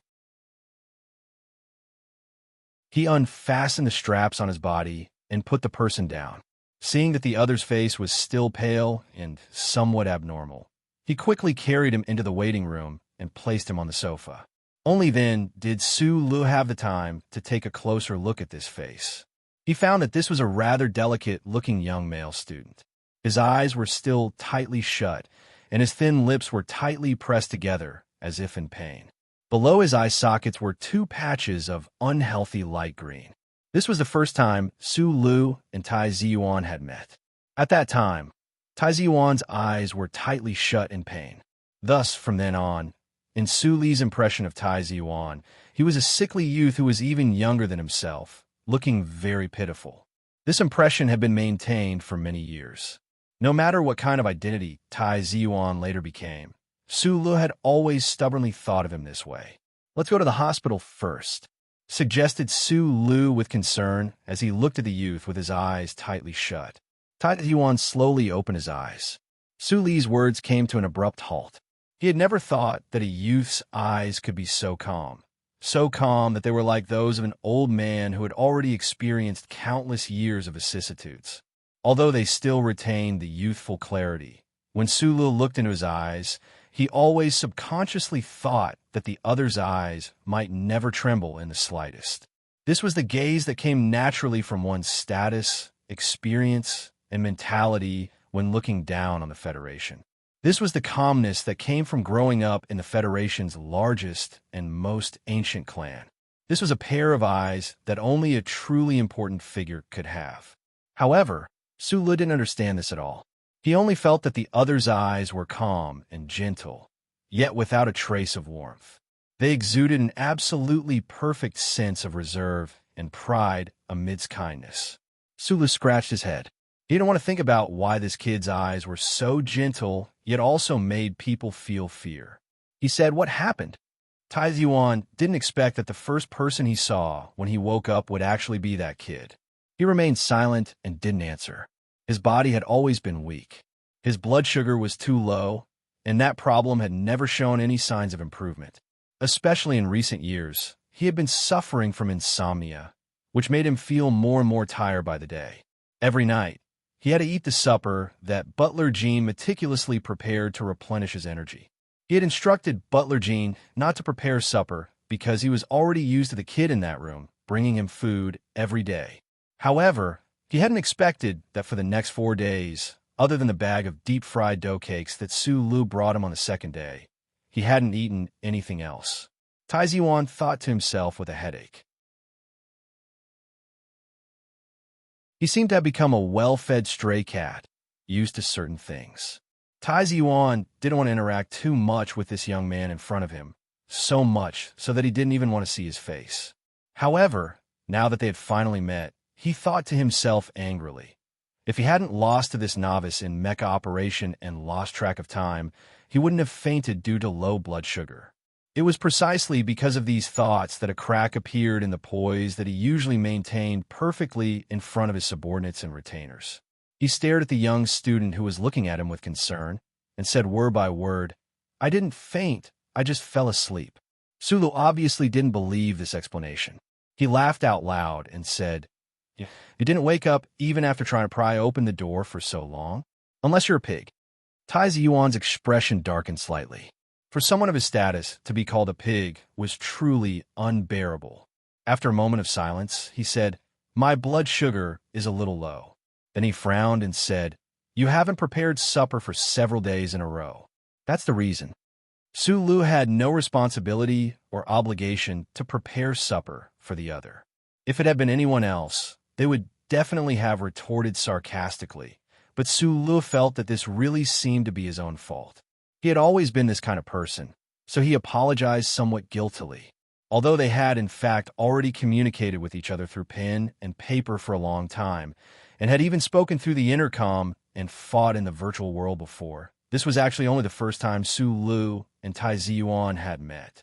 They were two strangers with extremely different statuses, so at the beginning, the atmosphere between them had been somewhat awkward and strange. Until Tai Ziyuan mentioned the two words supper, the atmosphere instantly became familiar and comfortable. It was as if the H1 building had suddenly become a blank piece of paper, and these two young people had become two sentences on the blank piece of paper. Su Lu stood up and found a bottle of water and a pack of compressed high-calorie biscuits in the large pile of scattered things by the door. After a piece of biscuit and a sip of water, Tai Ziyuan's spirit was clearly much better. He smiled at Su Lu, then glanced at the high-calorie biscuits in his hand and said mockingly, "You seem to be able to find food by your side no matter when or where. You really are like a mouse." Su Lu moved a chair to sit beside the sofa. Seeing that this kid was much more spirited, his mood also relaxed a lot. He sighed and replied, Can't help it. I'm always hungry easily. If I don't carry some snacks by my side, there's no way I can survive. Right, we've known each other for so long, but I still don't know your name. He very sincerely extended his hand and said, My name is Su Lu. Of course, Tai Ziyuan knew that he was called Su Lu. After hesitating for a moment, he slowly extended his hand and said, Tai Zon.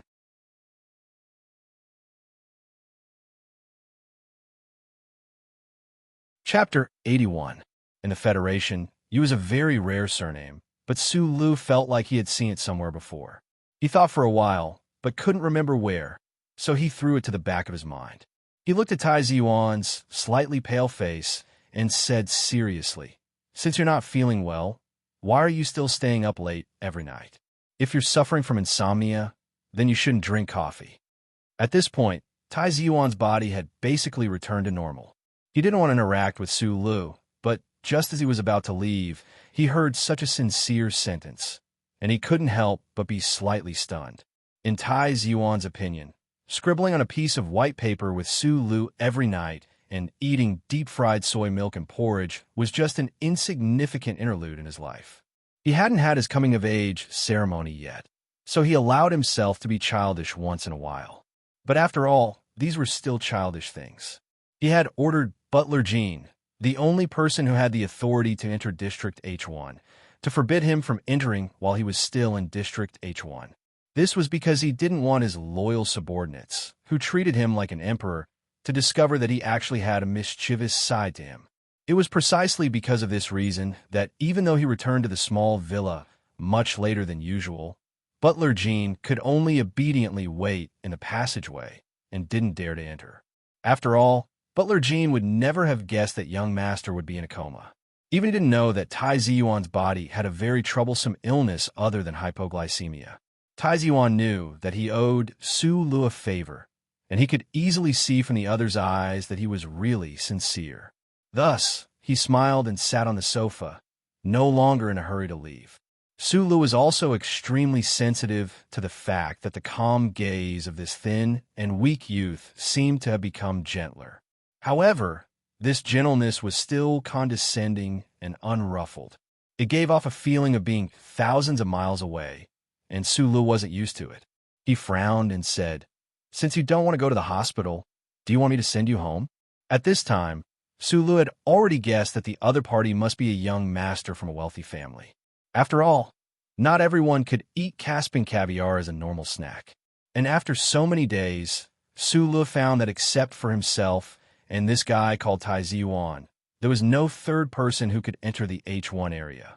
Su Lu could analyze that his ability to enter H1 was definitely due to the disguised chip that the boss left for him. What about the other party? Tai Ziyuan did not immediately answer his question. Instead, he looked at him with interest, as if he wanted to see what kind of person Su Lu was. The worthless supper was not a problem, but after only eating a few of his biscuits and drinking a cup of coffee, he was determined to make up for it. Moreover, he did not tire of it and persisted for so many days. This was not easy, not to mention that the other party's earlier anxiousness about his coma was not fake. He grew up under the education of political history, conspiracies, and so on. It was really hard to imagine that there really was a person in the world like Su Lu who was completely willing to help others from the bottom of his heart without asking for anything in return.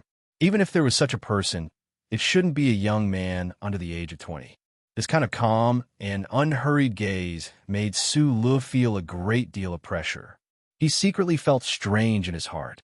This guy looked so pitiful and harmless with his eyes closed, but when he opened them, he was so overbearing. It was really strange. Since there was no problem with the other party's body, he was not as nervous as before. The exhaustion of a sleepless night and the hard work of guarding under the plum garden all poured into his body. He could not help but gently exhale, slumped into the chair, and looked at the other party with slightly narrowed eyes. If you don't want to talk, then don't talk. Rest for a while before you go out. After a long time, Tai Ziyuan seemed to react. He said very slowly and gently, Thank you. I can leave by myself. Su Li's pair of knife-like eyebrows trembled slightly. Only then did he realize that the other party's voice was somewhat different from the voice on the intercom. It was not a difference in the quality of the voice, but the change in the speed of the voice, which actually made this thin and weak youth feel a little more dignified. Sula suspected that he was hearing things. He opened his eyes in confusion and looked at him. "You're that virgin, right?" Tai Ziwan's eyes narrowed slightly, but he did not show the anger in his heart. He said indifferently, "Premature ejaculation guy. Do you have any questions?" Sulu was embarrassed, but he immediately patted him on the shoulder with a smile and said, "Not bad. It's just that you're such a vicious guy.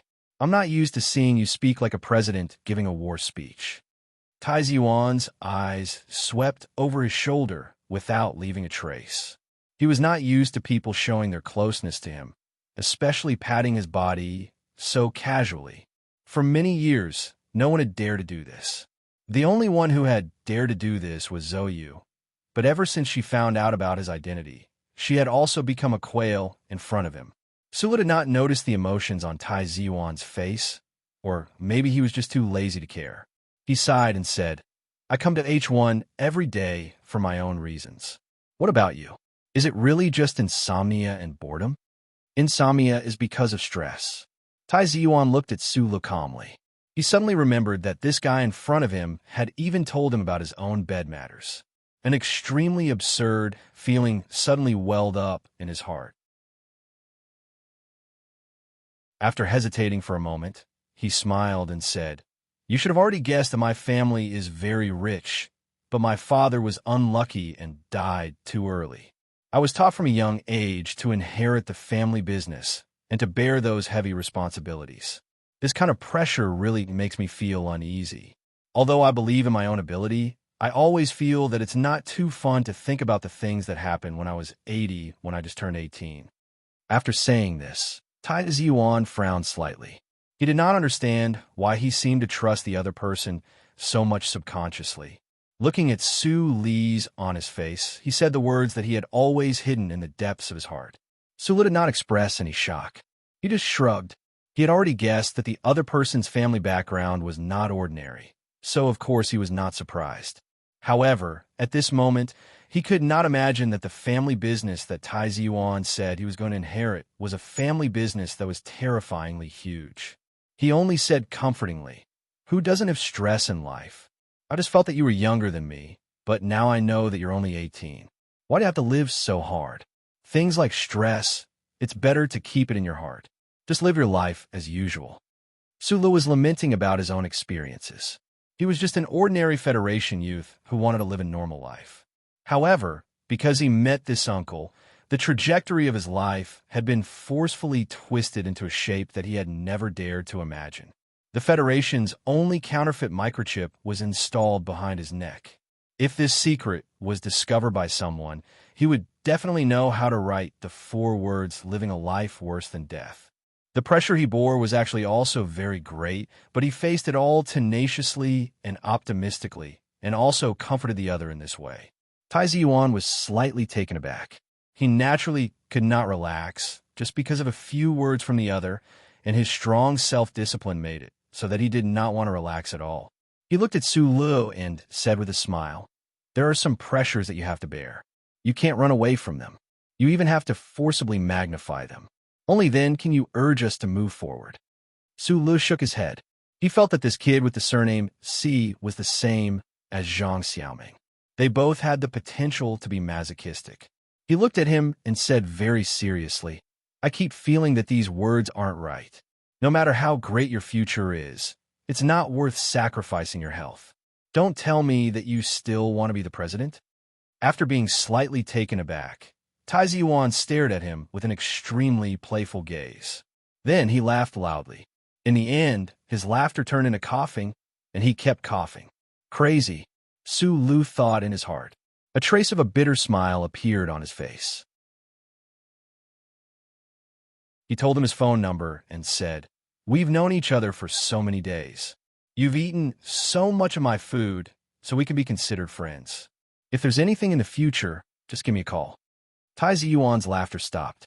He quietly watched Su Li's back as he walked to the door to clean up the mess on the floor.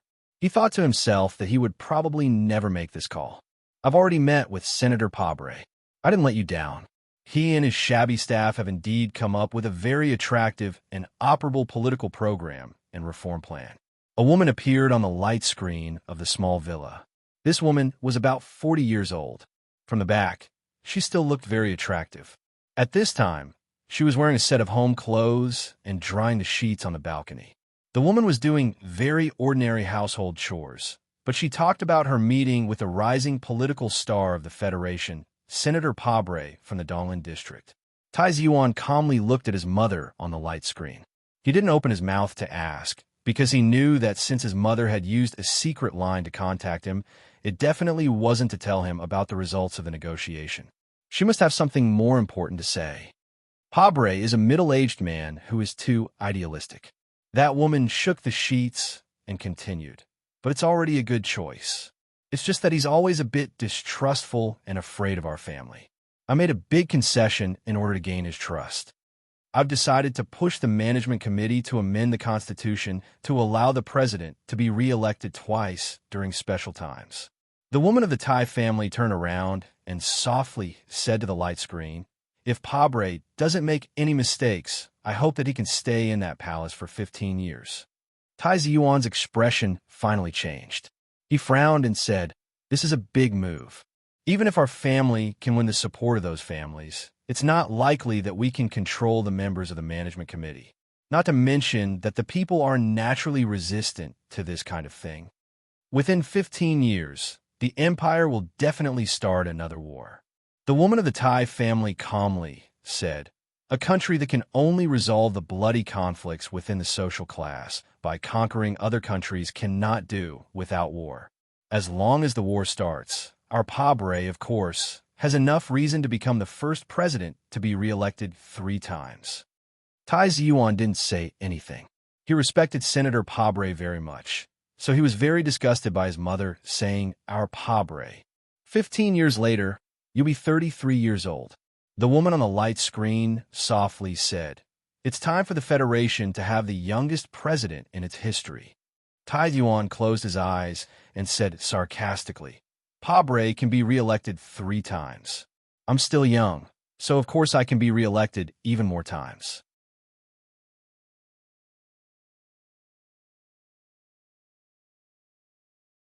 Chapter 82. It will be the Double Moon Festival Ball in 2 days. The woman on the screen was obviously not angered by her only son's mocking tone. She smiled and said, "I met your father at that ball. I hope you are as lucky as your father. Child, enjoy it. See you during the winter break." Tai Yuan smiled and replied, "I don't think my father is lucky." This was a joke that could be made as a son. He added in his heart that his life was not that enjoyable. "Although the girl from the Zhou family will definitely not be chosen as your wife, I always thought that with her beauty and your relationship with her in the past, you wouldn't mind developing a relationship with her." The woman on the screen suddenly had a mischievous smile. "Moreover, I always thought that her waist and butt shape were very suitable for bearing children." The screen returned to darkness and then retracted into the ceiling. Tai Yuan's expression calmed down. He dipped a piece of paper in water and wiped away the foundation under his eyes. Although he respected his mother more than he loved her, which was completely different from his relationship with his father in the past, he knew in his heart that his mother was doing everything for him. He was a filial son, and he did not want Lady Tai to worry about his body. There were still 2 days before the Double Moon Festival Ball. Tai Yuan fell into silence under the autumn afternoon sun. He did not care about the ball. He knew very well why Yuzi had come to Yue University. He was a little tired of appearing in front of those who knew him with a certain appearance, because he did not like to be surrounded by those people in the most central position. According to the tradition of the Double Moon Festival Ball, he should be on the 2nd floor, overlooking the dancing men and women downstairs. He would choose the one he liked the most among the opposite sex in the ball, and then gently invite her, hoping that she would become his close friend for a certain period of time. At the same time, he would end his 18 years of virginity. Yes, according to the tradition of the Tai family, this Double Moon Festival Ball was coincidentally Tai Yuan's coming-of-age ceremony. However, Only a few people in the Federation knew about it. Perhaps some powerful people had vaguely caught wind of something, but they would never be able to find out the actual details. The Tai family's coming-of-age ceremony was held 2 years earlier than the other big families' coming-of-age ceremonies. They chose to hold it on any day of the year the youngster turned 18, during any ball. What was even more special was that the Tai family's coming-of-age ceremony was a trial of love and romance. No girl could refuse the invitation of a descendant of the Tai family. Even if some people didn't know who he was and didn't know that he represented the history of the most ancient and most respected family in the Federation, they would still sink into the dreamy environment created by unlimited wealth and power in the future. Love was never the main character in this story, or it could be said that love itself could be planned, just like the president who represented the spirit of the Federation and the power of the people. What was strange was that in the past, the descendants of the Tai family didn't know that their coming-of-age ceremony was a test. Many people jumped in like moths, bravely loving like every other child in a normal family. Some people chose to dance with their coming-of-age ceremony and became the woman who would accompany them for the rest of their lives. For example, Tai Ziyuan's father. This could be said to be a happy ending. However, more people found out during this process that those cold beauties who were untouchable in the eyes of young men would become sad and obedient lambs in front of the terrifying power of the Tai family.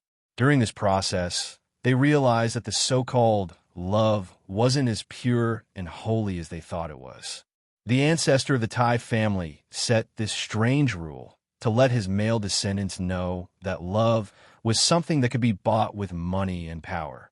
This way, they wouldn't make irreversible mistakes because of the matters between men and women in the future. Tai Ziyuan was lucky. Maybe it was because he was the only son in 7 generations, or maybe it was because his father and mother were a rare couple who loved each other from their coming-of-age ceremony until the end. When he was very young, Lady Tai had already told him the true meaning of the coming-of-age ceremony. She also told him calmly and seriously that he shouldn't expect to be as lucky as his father. As the descendant of the Tai family, he could and should have love, but it couldn't be during the coming-of-age ceremony. This was what Tai Ziyuan couldn't understand the most. The 7 great families, including the Tai family, had always attached great importance to the rules that had been passed down since ancient times.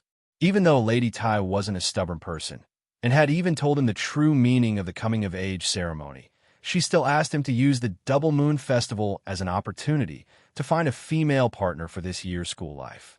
From Tai Ziyuan's point of view, this method was undoubtedly very similar to the saying, "Take off your pants and fart." Tai Ziyuan grew up in the society of the Federation. The books he read and the television he watched were all content from this era. Although he grew up in an extremely wealthy environment, and the education he received was completely different from his peers, he was mature and calm beyond his age, and he also had a heart that was brave enough to bear the responsibility of his family. However, in the end, he still couldn't adapt to many details. The glory of the ancient royal family was too far away from him. He didn't understand why his subordinates always treated him like a prince. From his point of view, in a democratic society, there shouldn't be such a way of thinking. Today, Lady Tai's words made Tai Ziyuan have a clearer understanding of his own identity and the glorious future he had planned for a long time ago. The pressure that had accompanied him since he was young seemed to have solidified and filled the entire room, making it difficult for him to breathe. He closed his eyes and remained silent for a long time. Then he picked up his personal cell phone and dialed a number. This number was only mentioned once, and Tai Ziyuan easily remembered it. He originally thought that he would never dial this number in his life, but he didn't expect that after only half a day, he would change his mind. "Don't bring supper tonight, bring a set of clothes. Also, do you know if there are any quieter brothels in Linhai?" "No need. Thank you." After hanging up the phone, Tai Ziyuan closed his eyes and rested, waiting for the night and the next day to come. He was a self-disciplined and responsible descendant of an aristocratic family. Although he occasionally rejected the atmosphere around him and his mother's arrangements, he wouldn't choose to childishly escape or resist. But in his heart, he thought that at least things like the coming-of-age ceremony should be arranged by himself. It was like a dream, such a short reunion. Sulu stared blankly at the empty table in front of him. There wasn't a single naked girl there. For days had passed, and he felt that he was gradually getting used to living without her. After escaping from the Donglin district, he had become accustomed to being alone and silent.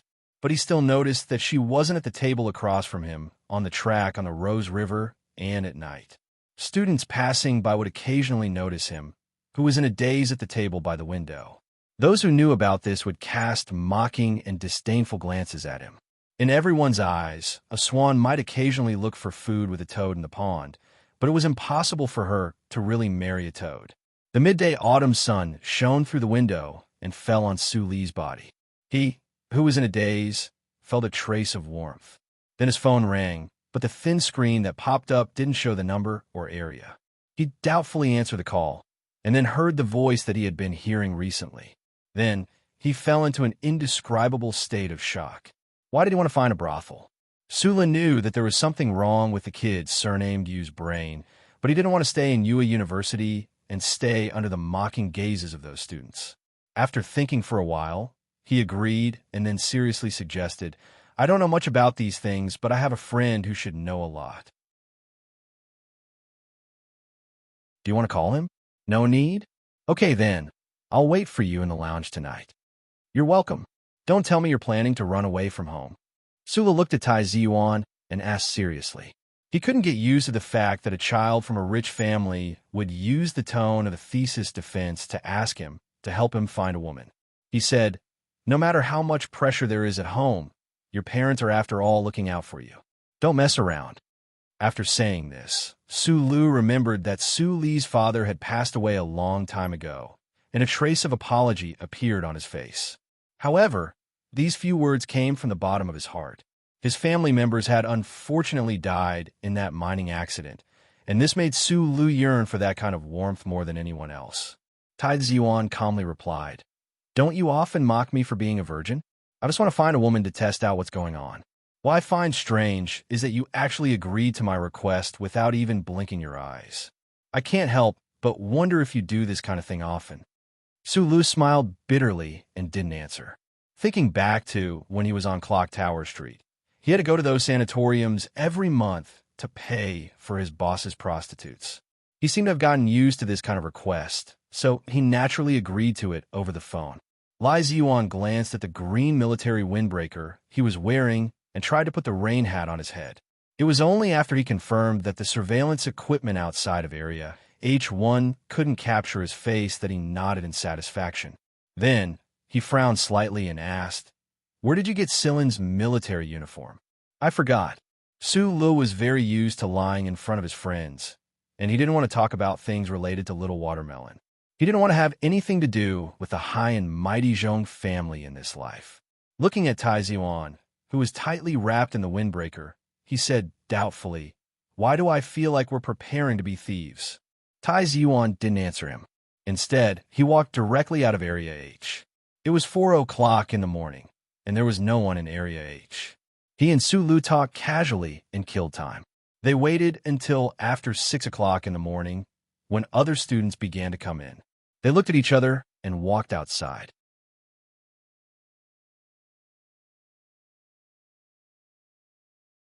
Chapter 83.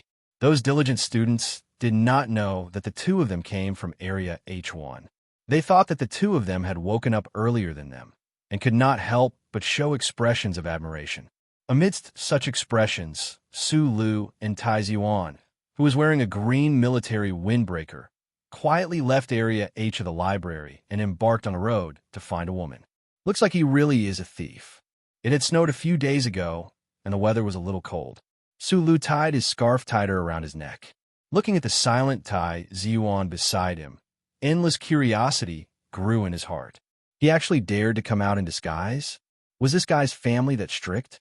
Passing through Yua University in the morning, along the way, countless female students were either having their morning exercise or breakfast. Su Lu rubbed his tired face and said, "The ratio of men to women in Shanglin is the exact opposite of that in Donglin. There are more women than men." If you really want to get rid of your virginity as soon as possible, hurry up and fall in love. Tai Yuan's entire face was covered by a rain hat, and only the lower half of his face could be seen. He smiled and sniffed the campus air, looking at the students walking freely in the light autumn wind. He did not answer Su Li's words, but said, "Didn't you just break up with a woman? Why are you willing to accompany me to find a woman? This love is a little too cheap." Su Li laughed bitterly and replied, "I'm just sympathizing with a poor person like you who is too strict with your family. I have no intention of accompanying you into the water." Tai Yuan did not pay attention to his explanation. He just calmly and attentively enjoyed the rare freedom and worldly atmosphere. He left home when he was young. Lady Tai had originally hoped that he could grow up healthily like a normal Federation youth. So she sent him to an ordinary primary school in the Special Capital District. However, not long after, his identity was leaked. For safety and to avoid the flattery and fawning that followed him everywhere, Lady Tai had to give up on this idea. Tai Yuan began to transfer schools continuously, including Capital University Preparatory School and Yue University. These were all places that the Tai family could completely control, and he also received the best protection in these schools. It had been many years since he had gone to school like an ordinary person. Tai Yuan missed the childhood days when he played with Zhou. The two of them walked through a forest in silence, passing by Yue University's space-styled multi-purpose building. At the same time, they noticed that the multi-purpose building was unusually lively today. Countless heavy vehicles were passing through, and the school staff were nervously setting up the venue. A huge banner was pulled up, and the words on it were covered by a cloth, so they couldn't see it. Tomorrow's Double Moon Festival Ball looks really grand. Su Li's mood suddenly dropped. Zhang Xiaoming would probably be attending the ball with the councilman's son. Naturally, he would not be going. It's not just a ball. The first military academy is going to visit our school tomorrow. I heard that there will be a mecha show in the comprehensive hall. Tai Yuan calmly looked in the direction of the general gymnasium and told Su Li, after going around in a circle, area H1 is actually behind the general gymnasium. He noticed Su Li's silence and said, "The ball is at night. Every student has to attend. Even I can't escape. I'm not going." After a short pause, Su Li said calmly, "I'm just an auditing student. No one will say anything about me, even if I don't go." "Are you worried that you'll see an ex-girlfriend who has moved on?" Tai Yuan smiled warmly and said, "I advise you to go. Perhaps there will be some surprise waiting for you." Su Li shook his head. These past few days had already convinced him that Zhang Xiaoming had made up her mind. Although he still felt that there was something strange about this matter, he was still unwilling to give up. However, a woman's heart was an elusive thing to begin with. There could not be any real surprises. He looked at the staff and heavy trucks going in and out of the comprehensive gymnasium and asked curiously, "Why is the first military academy coming to visit our school? Our school doesn't have a mecha piloting specialization. That's a matter for the military, a mecha show? Why is that?" He was somewhat curious about the abilities of the students of the Federation's most advanced military academy in terms of mecha piloting. However, when he thought of his own extremely slow operation, he lost all interest.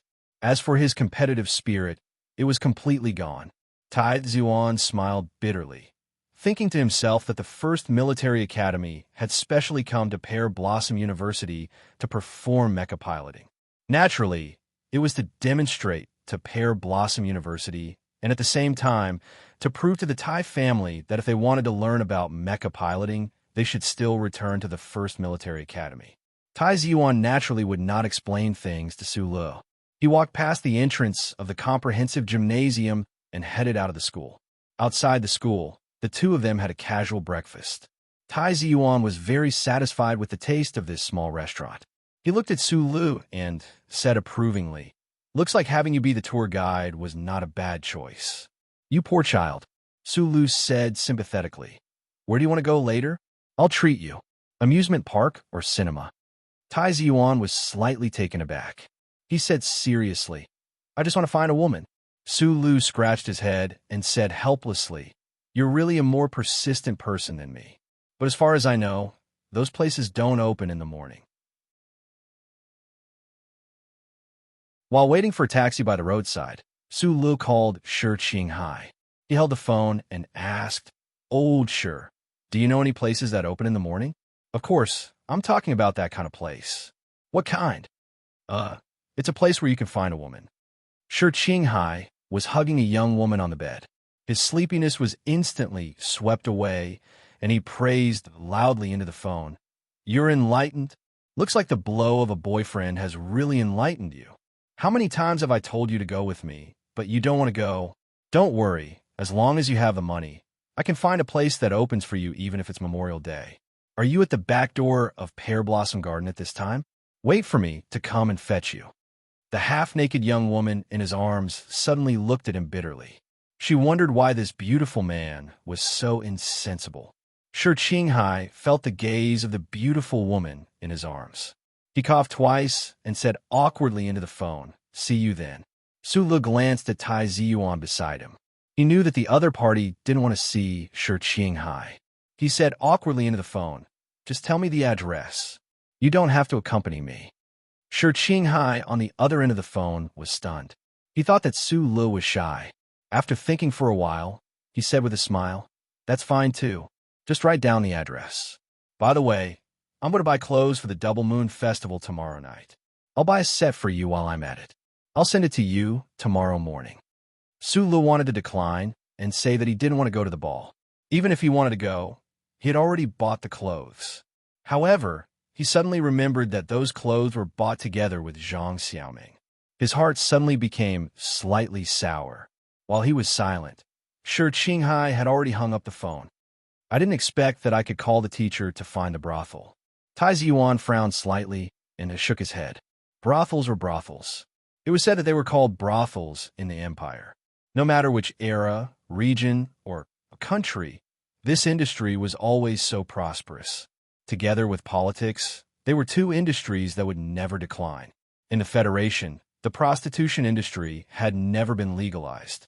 From the era of imperial power to the era of constitutional law, until the recent Federation, human society had always been debating where this industry should go. The Federation Management Committee had been debating for 600 years to pass the relevant laws. It was expected that the debate would continue in the future. However, this industry already existed and would exist forever. Before the committee could pass the final bill, they could only pass a lot of additional regulations to regulate this industry. For example, the opening hours, the number of medical examinations for employees, the calculation method of tax, disease prevention and control education, and the distance between the business premises, schools, and government departments. In short, the countless additional regulations showed that the Federation government had already recognized the existence of this industry. However, there was no law that explicitly stated that the Federation allowed prostitution. Therefore, those places that provided services were not called brothels, nor were they called brothels. Because of the national sentiment, they couldn't hang the old-fashioned sign of a brothel. In the Donglin district, this kind of place was called a sanatorium. It was Uncle Feng Yu's favorite place to visit. In a rich area like Shanglin, it was called a clubhouse. The first snow had melted in Linhai, making it look especially clean and chilly. A taxi stopped on the side of a quiet street in Linhai. Compared to those private clubs that didn't operate to the public, the Stars Clubhouse was definitely not that great. However, in the field of public clubs, it was undoubtedly the most luxurious place in Linhai. Two young people who looked like students walked into the Stars Clubhouse at around 8 in the morning. The receptionist in charge of reception was shocked. She thought that young people nowadays were really amazing. She hadn't even brushed her teeth yet, and there were already customers. She was a bit puzzled. Did these two young people come to the wrong place? Tai Ziyuan calmly and with great interest scanned the interior of the clubhouse. He was quite satisfied with the taste of this clubhouse, especially the rockery fountain in the middle of the hall. The design was quite elegant. There was no smell in the air, making it seem a bit fresh. No need for introductions. Let me see the package list. Sulu walked to the front desk, smiled gently at the pretty lady, and said in a practiced manner, The lady was slightly startled. Then, she immediately put on a professional smile on her face and said in a soft and seductive voice, "Okay." However, she felt a bit of disdain in her heart. He was already a regular customer at such a young age. How depraved was that? Sulu obviously didn't know how the lady was looking down on him. He looked at the package list in boredom. Under normal circumstances, he definitely wouldn't take it out. He wasn't surprised to find that the cost of living in the capital ring was much higher than in Donglin. He glanced at Tai Ziyuan, who was sitting on the sofa, and couldn't help but laugh. He thought to himself that this kid could keep his composure. This one, then. Sulu pointed at a line on the list. Then, he lowered his voice and sincerely said, "My friend is still that. Help me choose a gentle and experienced one. Also, prepare some food in the room." Sulu was very worried that the Thai family kid, who had been suffering from insomnia for many years, would be too happy to do this kind of thing for the first time. He would toss and turn and faint again, so he carefully added a request.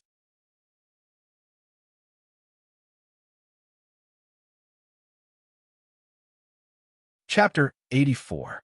The receptionist of the Star Clubhouse immediately understood the meaning of Su Li's words and smiled slightly. She had been working in this kind of place for a long time and had seen all kinds of strange things.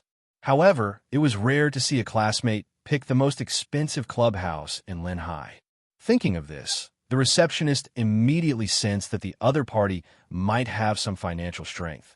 So she said, "Please don't worry, I'll arrange for an A card, but the price will be a bit more expensive."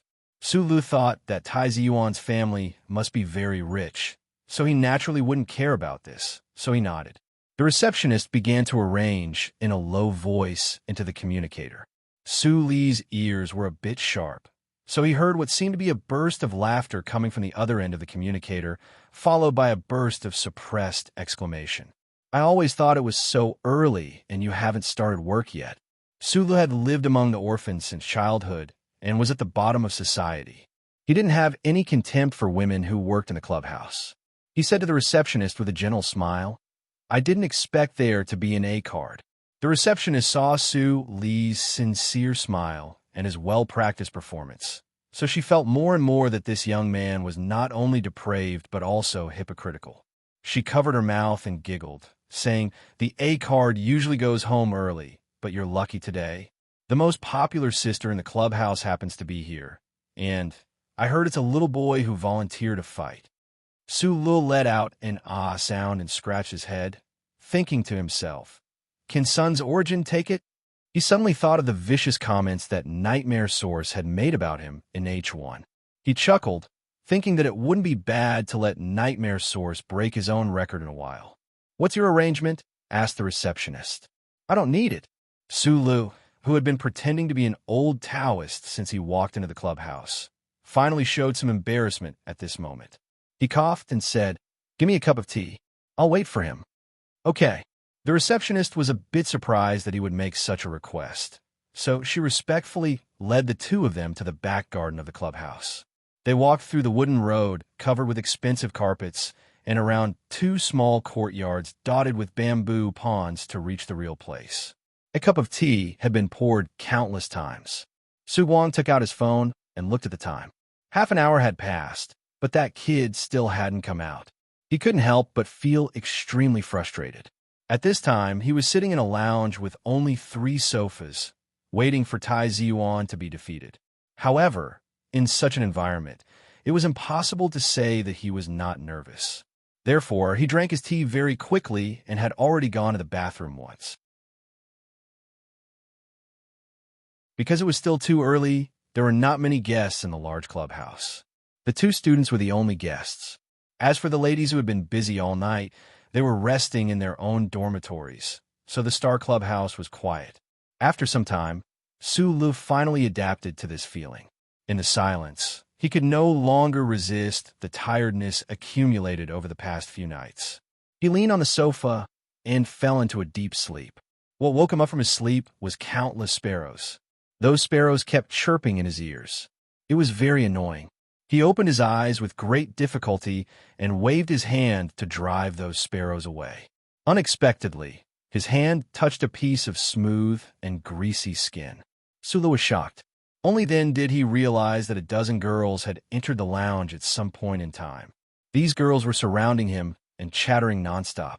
Some of them were even bold enough to sit beside him. They were very close to him and were looking at his face. When he waved his hand subconsciously after waking up, he touched a girl's naked thigh. Sulu quickly sat up and looked at these girls in disbelief. He found that the girl whose thigh he touched didn't look angry at all. Instead, she squinted her eyes and leaned over, asking, "Are you that little awesome's classmate?" Sulu subconsciously thought that Tai Ziyuan's identity as a rich young master was known by these ladies, but then he realized that was not the case. At this time, he couldn't care so much. He said with a wry smile, "What's going on? What time is it?" A girl wearing slippers on the sofa at the door yawned and said, "It's 12 o'clock.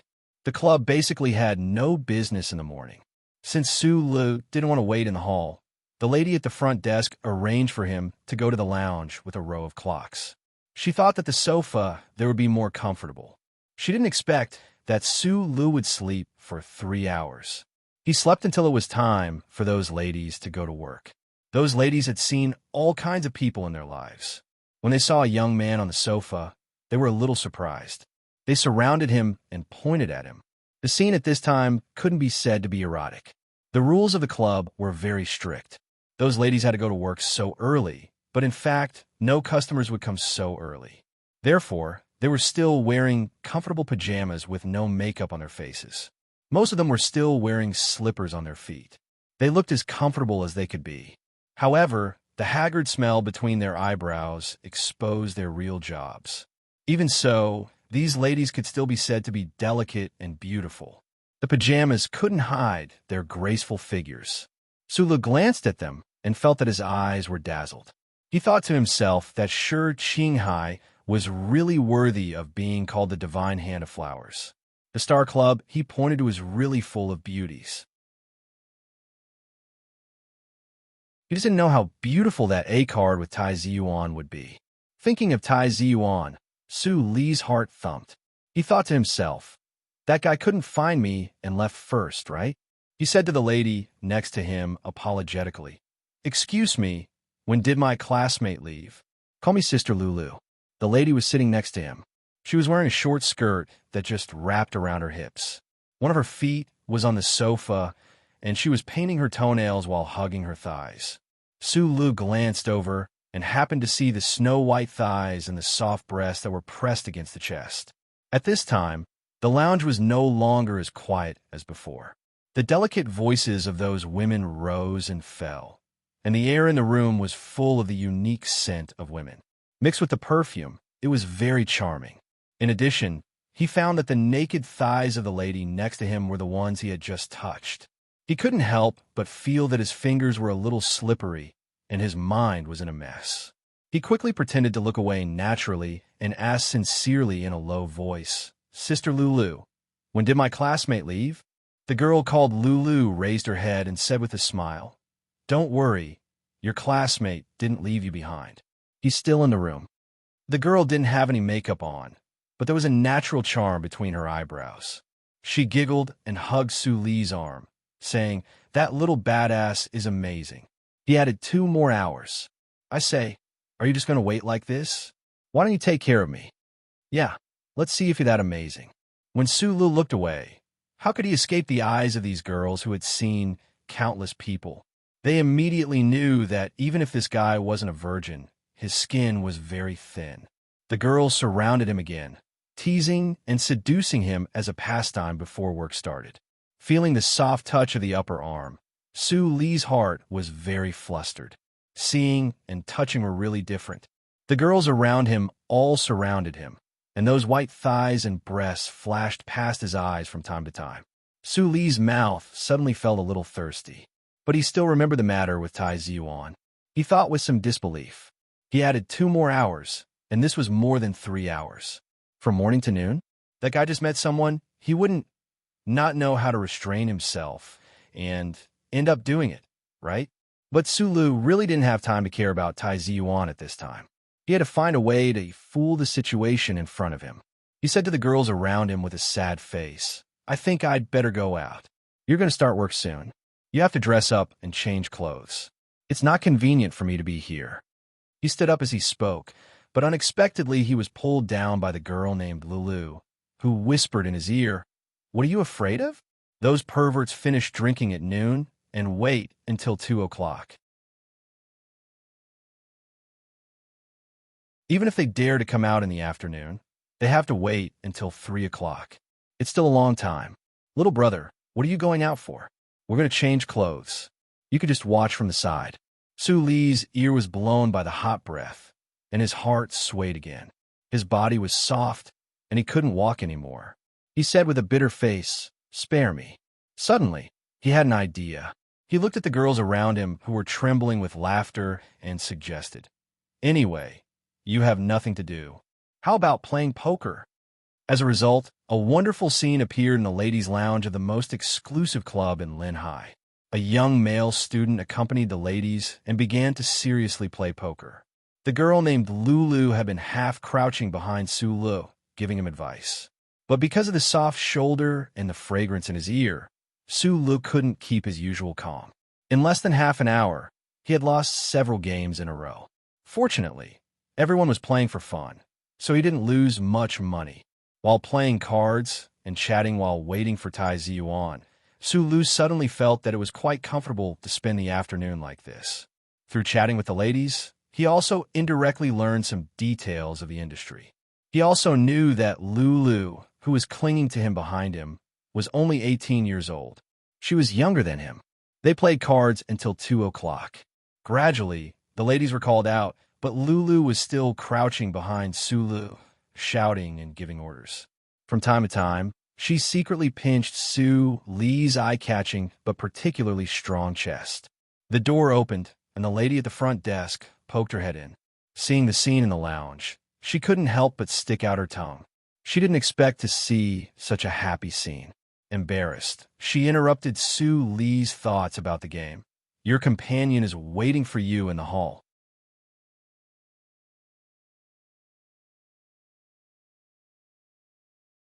Chapter 85. Sula looked at the time and exclaimed in his heart.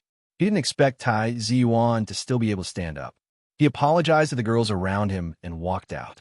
Now that the only entertainment was gone, the atmosphere in the lounge returned to its usual lazy and deathly stillness. A young lady teased Lulu. "You're usually too stubborn and offended so many customers.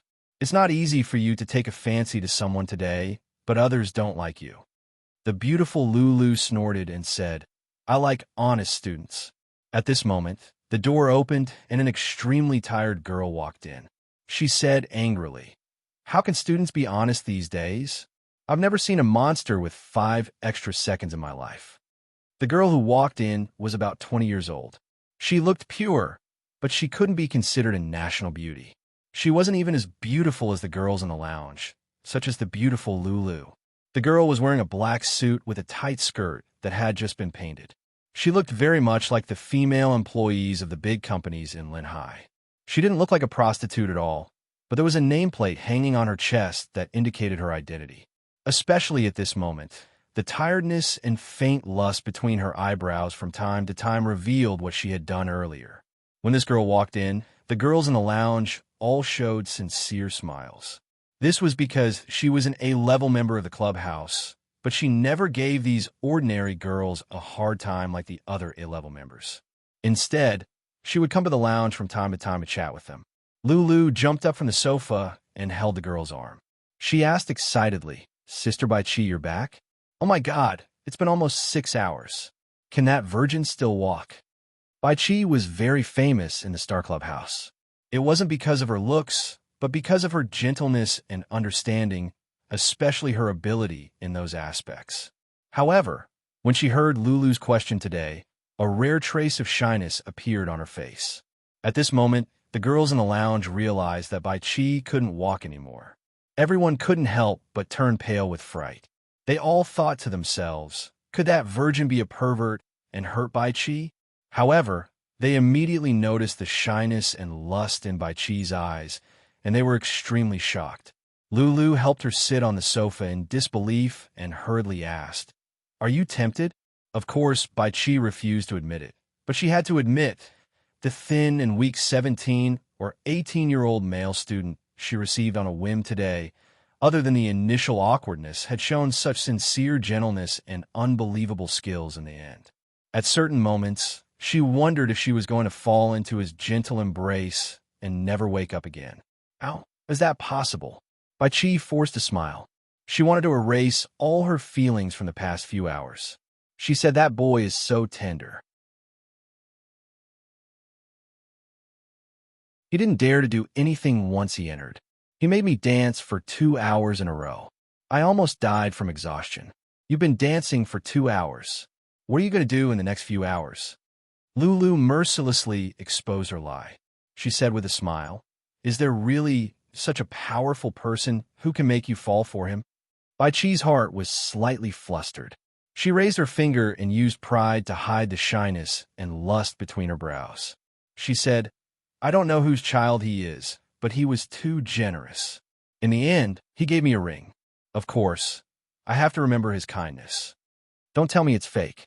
Do you have any eyesight?" Bai Chi looked at the ruby ring on her finger proudly.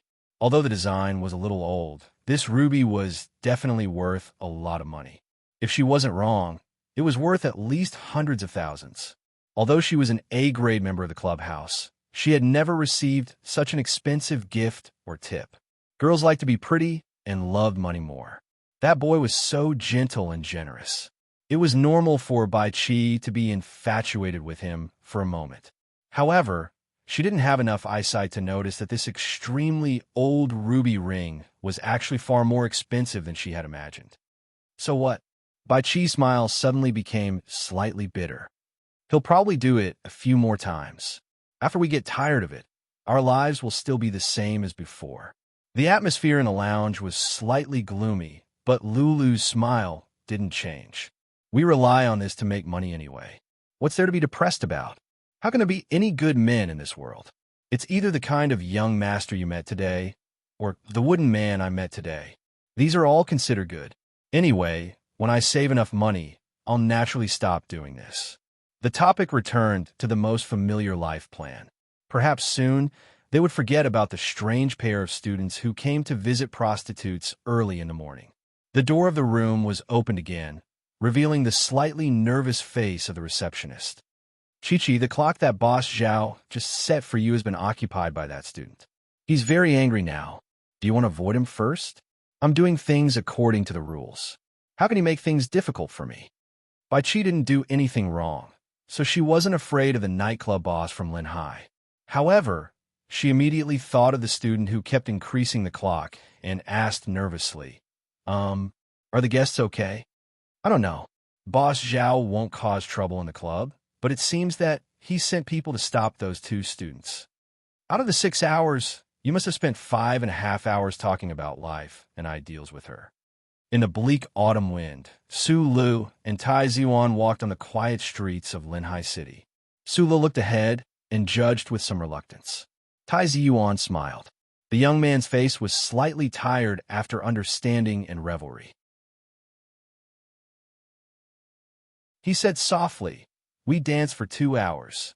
He had received all kinds of education since he was young, including the matters of men and women. Today, he was only putting these theoretical knowledge into practice. Especially once he really tasted the taste of sex, his powerful mind control allowed Tai Ziwan to carefully and beautifully enjoy everything. He didn't know how much time had passed. "I'm actually more suspicious that you played cards with those prostitutes for a few hours and didn't do anything," Tai Ziwan said gently.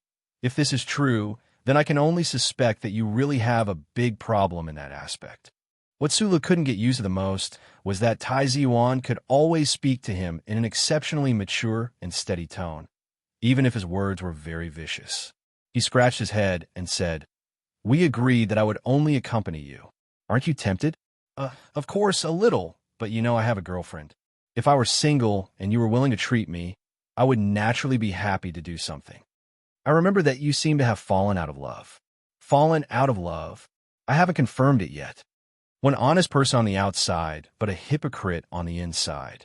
Tai Zuan, wearing a windbreaker and covering his face with a rain hat, was chatting with Su Lu while waiting for a taxi on the side of the street. His thin lips were exposed outside of the hat, and together with his slightly pale cheeks, they looked particularly well-defined. The corners of his lips suddenly curled up, and there was a trace of gentleness. No matter what kind of education Tai Ziyuan had received since childhood, and what kind of shrewdness he had, after all, he was just a young man who had just become an adult. He would always reminisce for a moment about his first time making love. It was also because of this that he gradually understood the meaning of this coming-of-age ceremony arranged by his ancestors. Only when a man reached the age of 18 would he have the preliminary ability to control himself and be allowed to touch those wonderful things. Only then would he be able to truly see if he would be defeated by these wonderful and soul-devouring things. Tai Ziyuan knew that he was not a person who could be defeated by a woman's charm. But this didn't mean that he didn't want to reminisce about the wonderful things that had happened before. Thinking of the woman who had teased him gently like a cat at the beginning, then turned into a little tiger who refused to admit defeat midway, and finally turned back into a soft kitten, he felt happy. What disturbed his happy mood at this moment was a group of people who walked out of the club. Su Lu could tell at a glance that those people had bad intentions, especially when he recognized the two people at the back of the crowd. He immediately pulled Tai Ziyuan behind him subconsciously. He thought that these people were here to cause trouble for him, and he always thought that Tai Ziyuan was a weak and pitiful little boy. It took Boss Zhao 3 seconds to remember who this young student who had reacted extremely quickly and stared at him vigilantly was. He couldn't help but look at the burly man beside him and said, "I wanted to see who was so powerful that even Bai Qi couldn't bear to accompany you. I didn't expect it to be the person you're looking for." Hearing the familiar name of Bai Qi, Tai Zuan, who lowered his head and used a rain hat to cover his face, frowned and the corners of his lips slightly tightened. Su Lu didn't notice Tai Ziyuan's reaction behind him. He only looked nervously at the burly man in front of him and felt a little regretful. He didn't expect to meet someone from the Zhou family here. The burly man was the friend of the Zhou family's siblings, the ruthless soldier Hook. Hook stared at Su Li's plain face and said with a smile, "I know you've been hiding in university for a few months, but your luck isn't very good today. It seems that my senior brother isn't here either." Su Li could tell that Hook wouldn't let him go. He calmed his breathing and said, "My classmate has nothing to do with this. Let him go first." Hook waved his hand indifferently and stared at him as if he was staring at prey. "I'm not the one who wants to kill you. As for whether I'll kill you or cripple you today, I need to make a call." Zoe returned to the 3rd Military Region and left Hook to accompany his sister. This pair of siblings had never forgotten that someone in Linhai had slapped them in the face, shot their subordinates, and made them leave in a sorry state.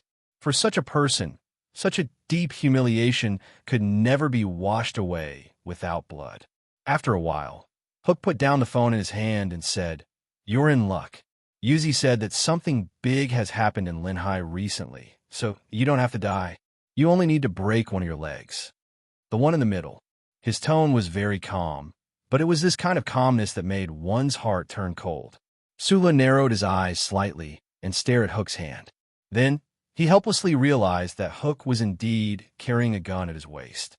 Indeed, there was no way to seek equality in a conflict with a soldier. When Tai Ziyuan heard Yuzi's name, he narrowed his eyes and shook his head.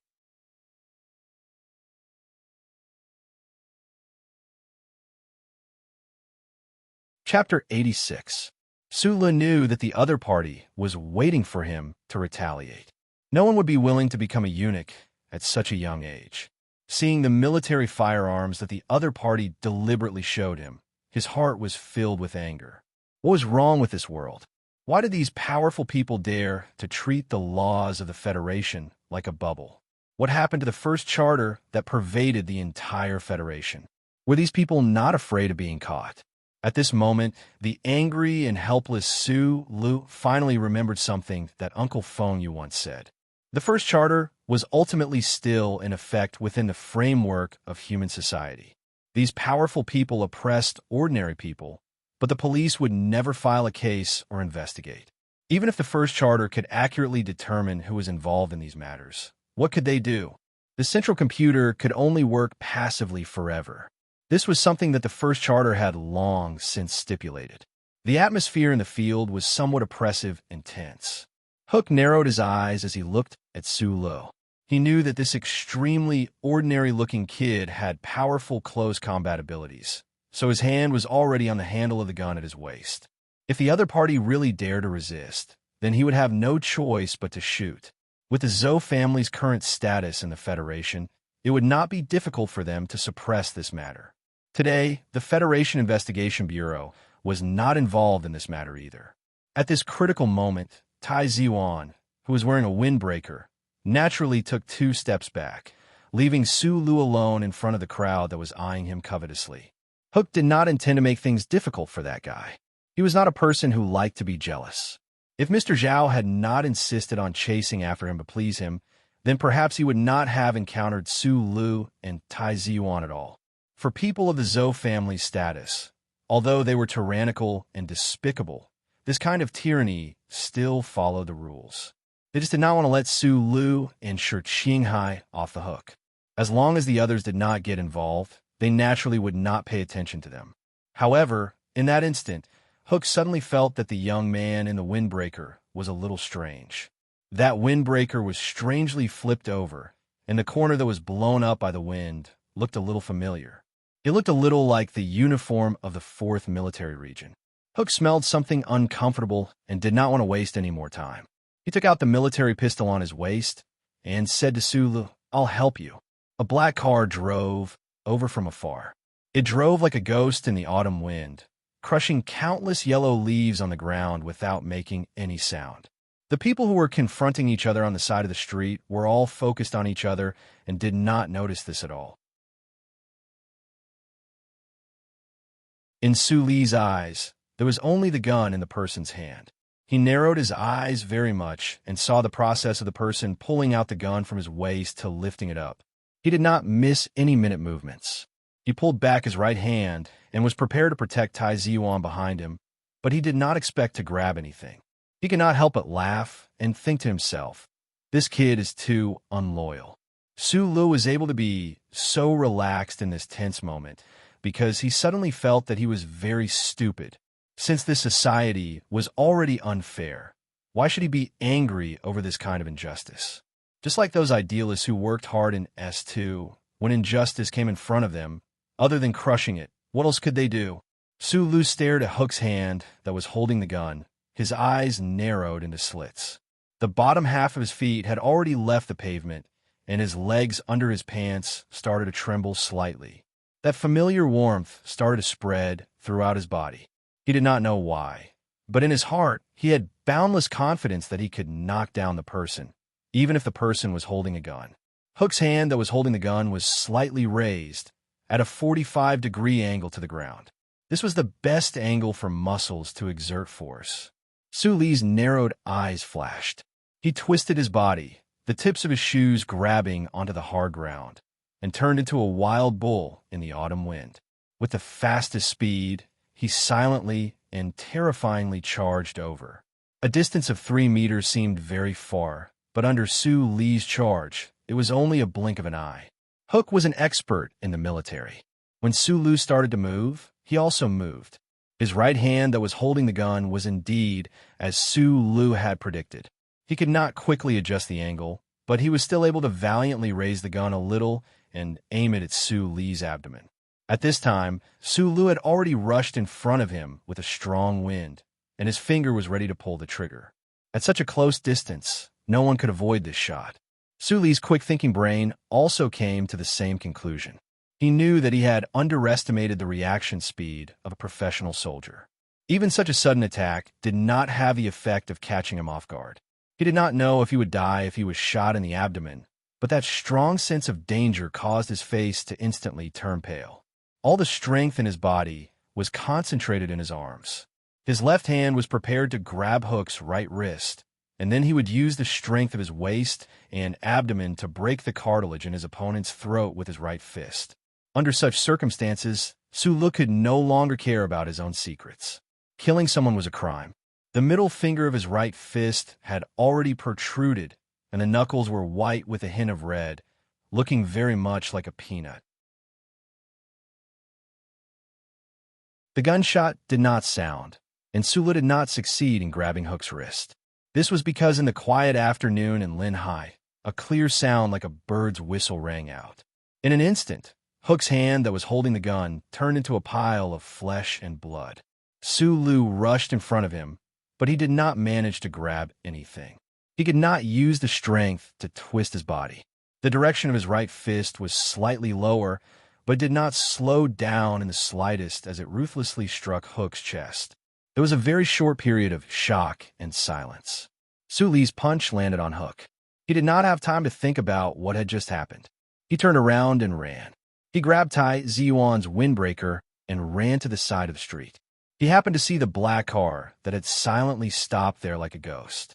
He opened the car door and pushed Tai Ziyuan in as fast as he could. Sulu followed in and closed the door. He reached into his pocket and took out the metal lighter that Shi Qinghai had given him. He aimed it at the back of the driver's head and shouted, "Drive, or I'll shoot you." The driver obediently started the car and drove away from the scene as fast as he could. Sulu turned around and glanced at the street through the car window. After confirming that those people had not chased after them, he felt slightly relieved. He looked at the driver with an apologetic gaze, but he did not dare to move the lighter away. Only then did he notice that the driver's hair had already turned white. He was an old man. Tai Ziyuan, who had remained silent since the beginning of the conflict, could not help but smile when he saw Sulu aiming at the back of Butler Jin's head.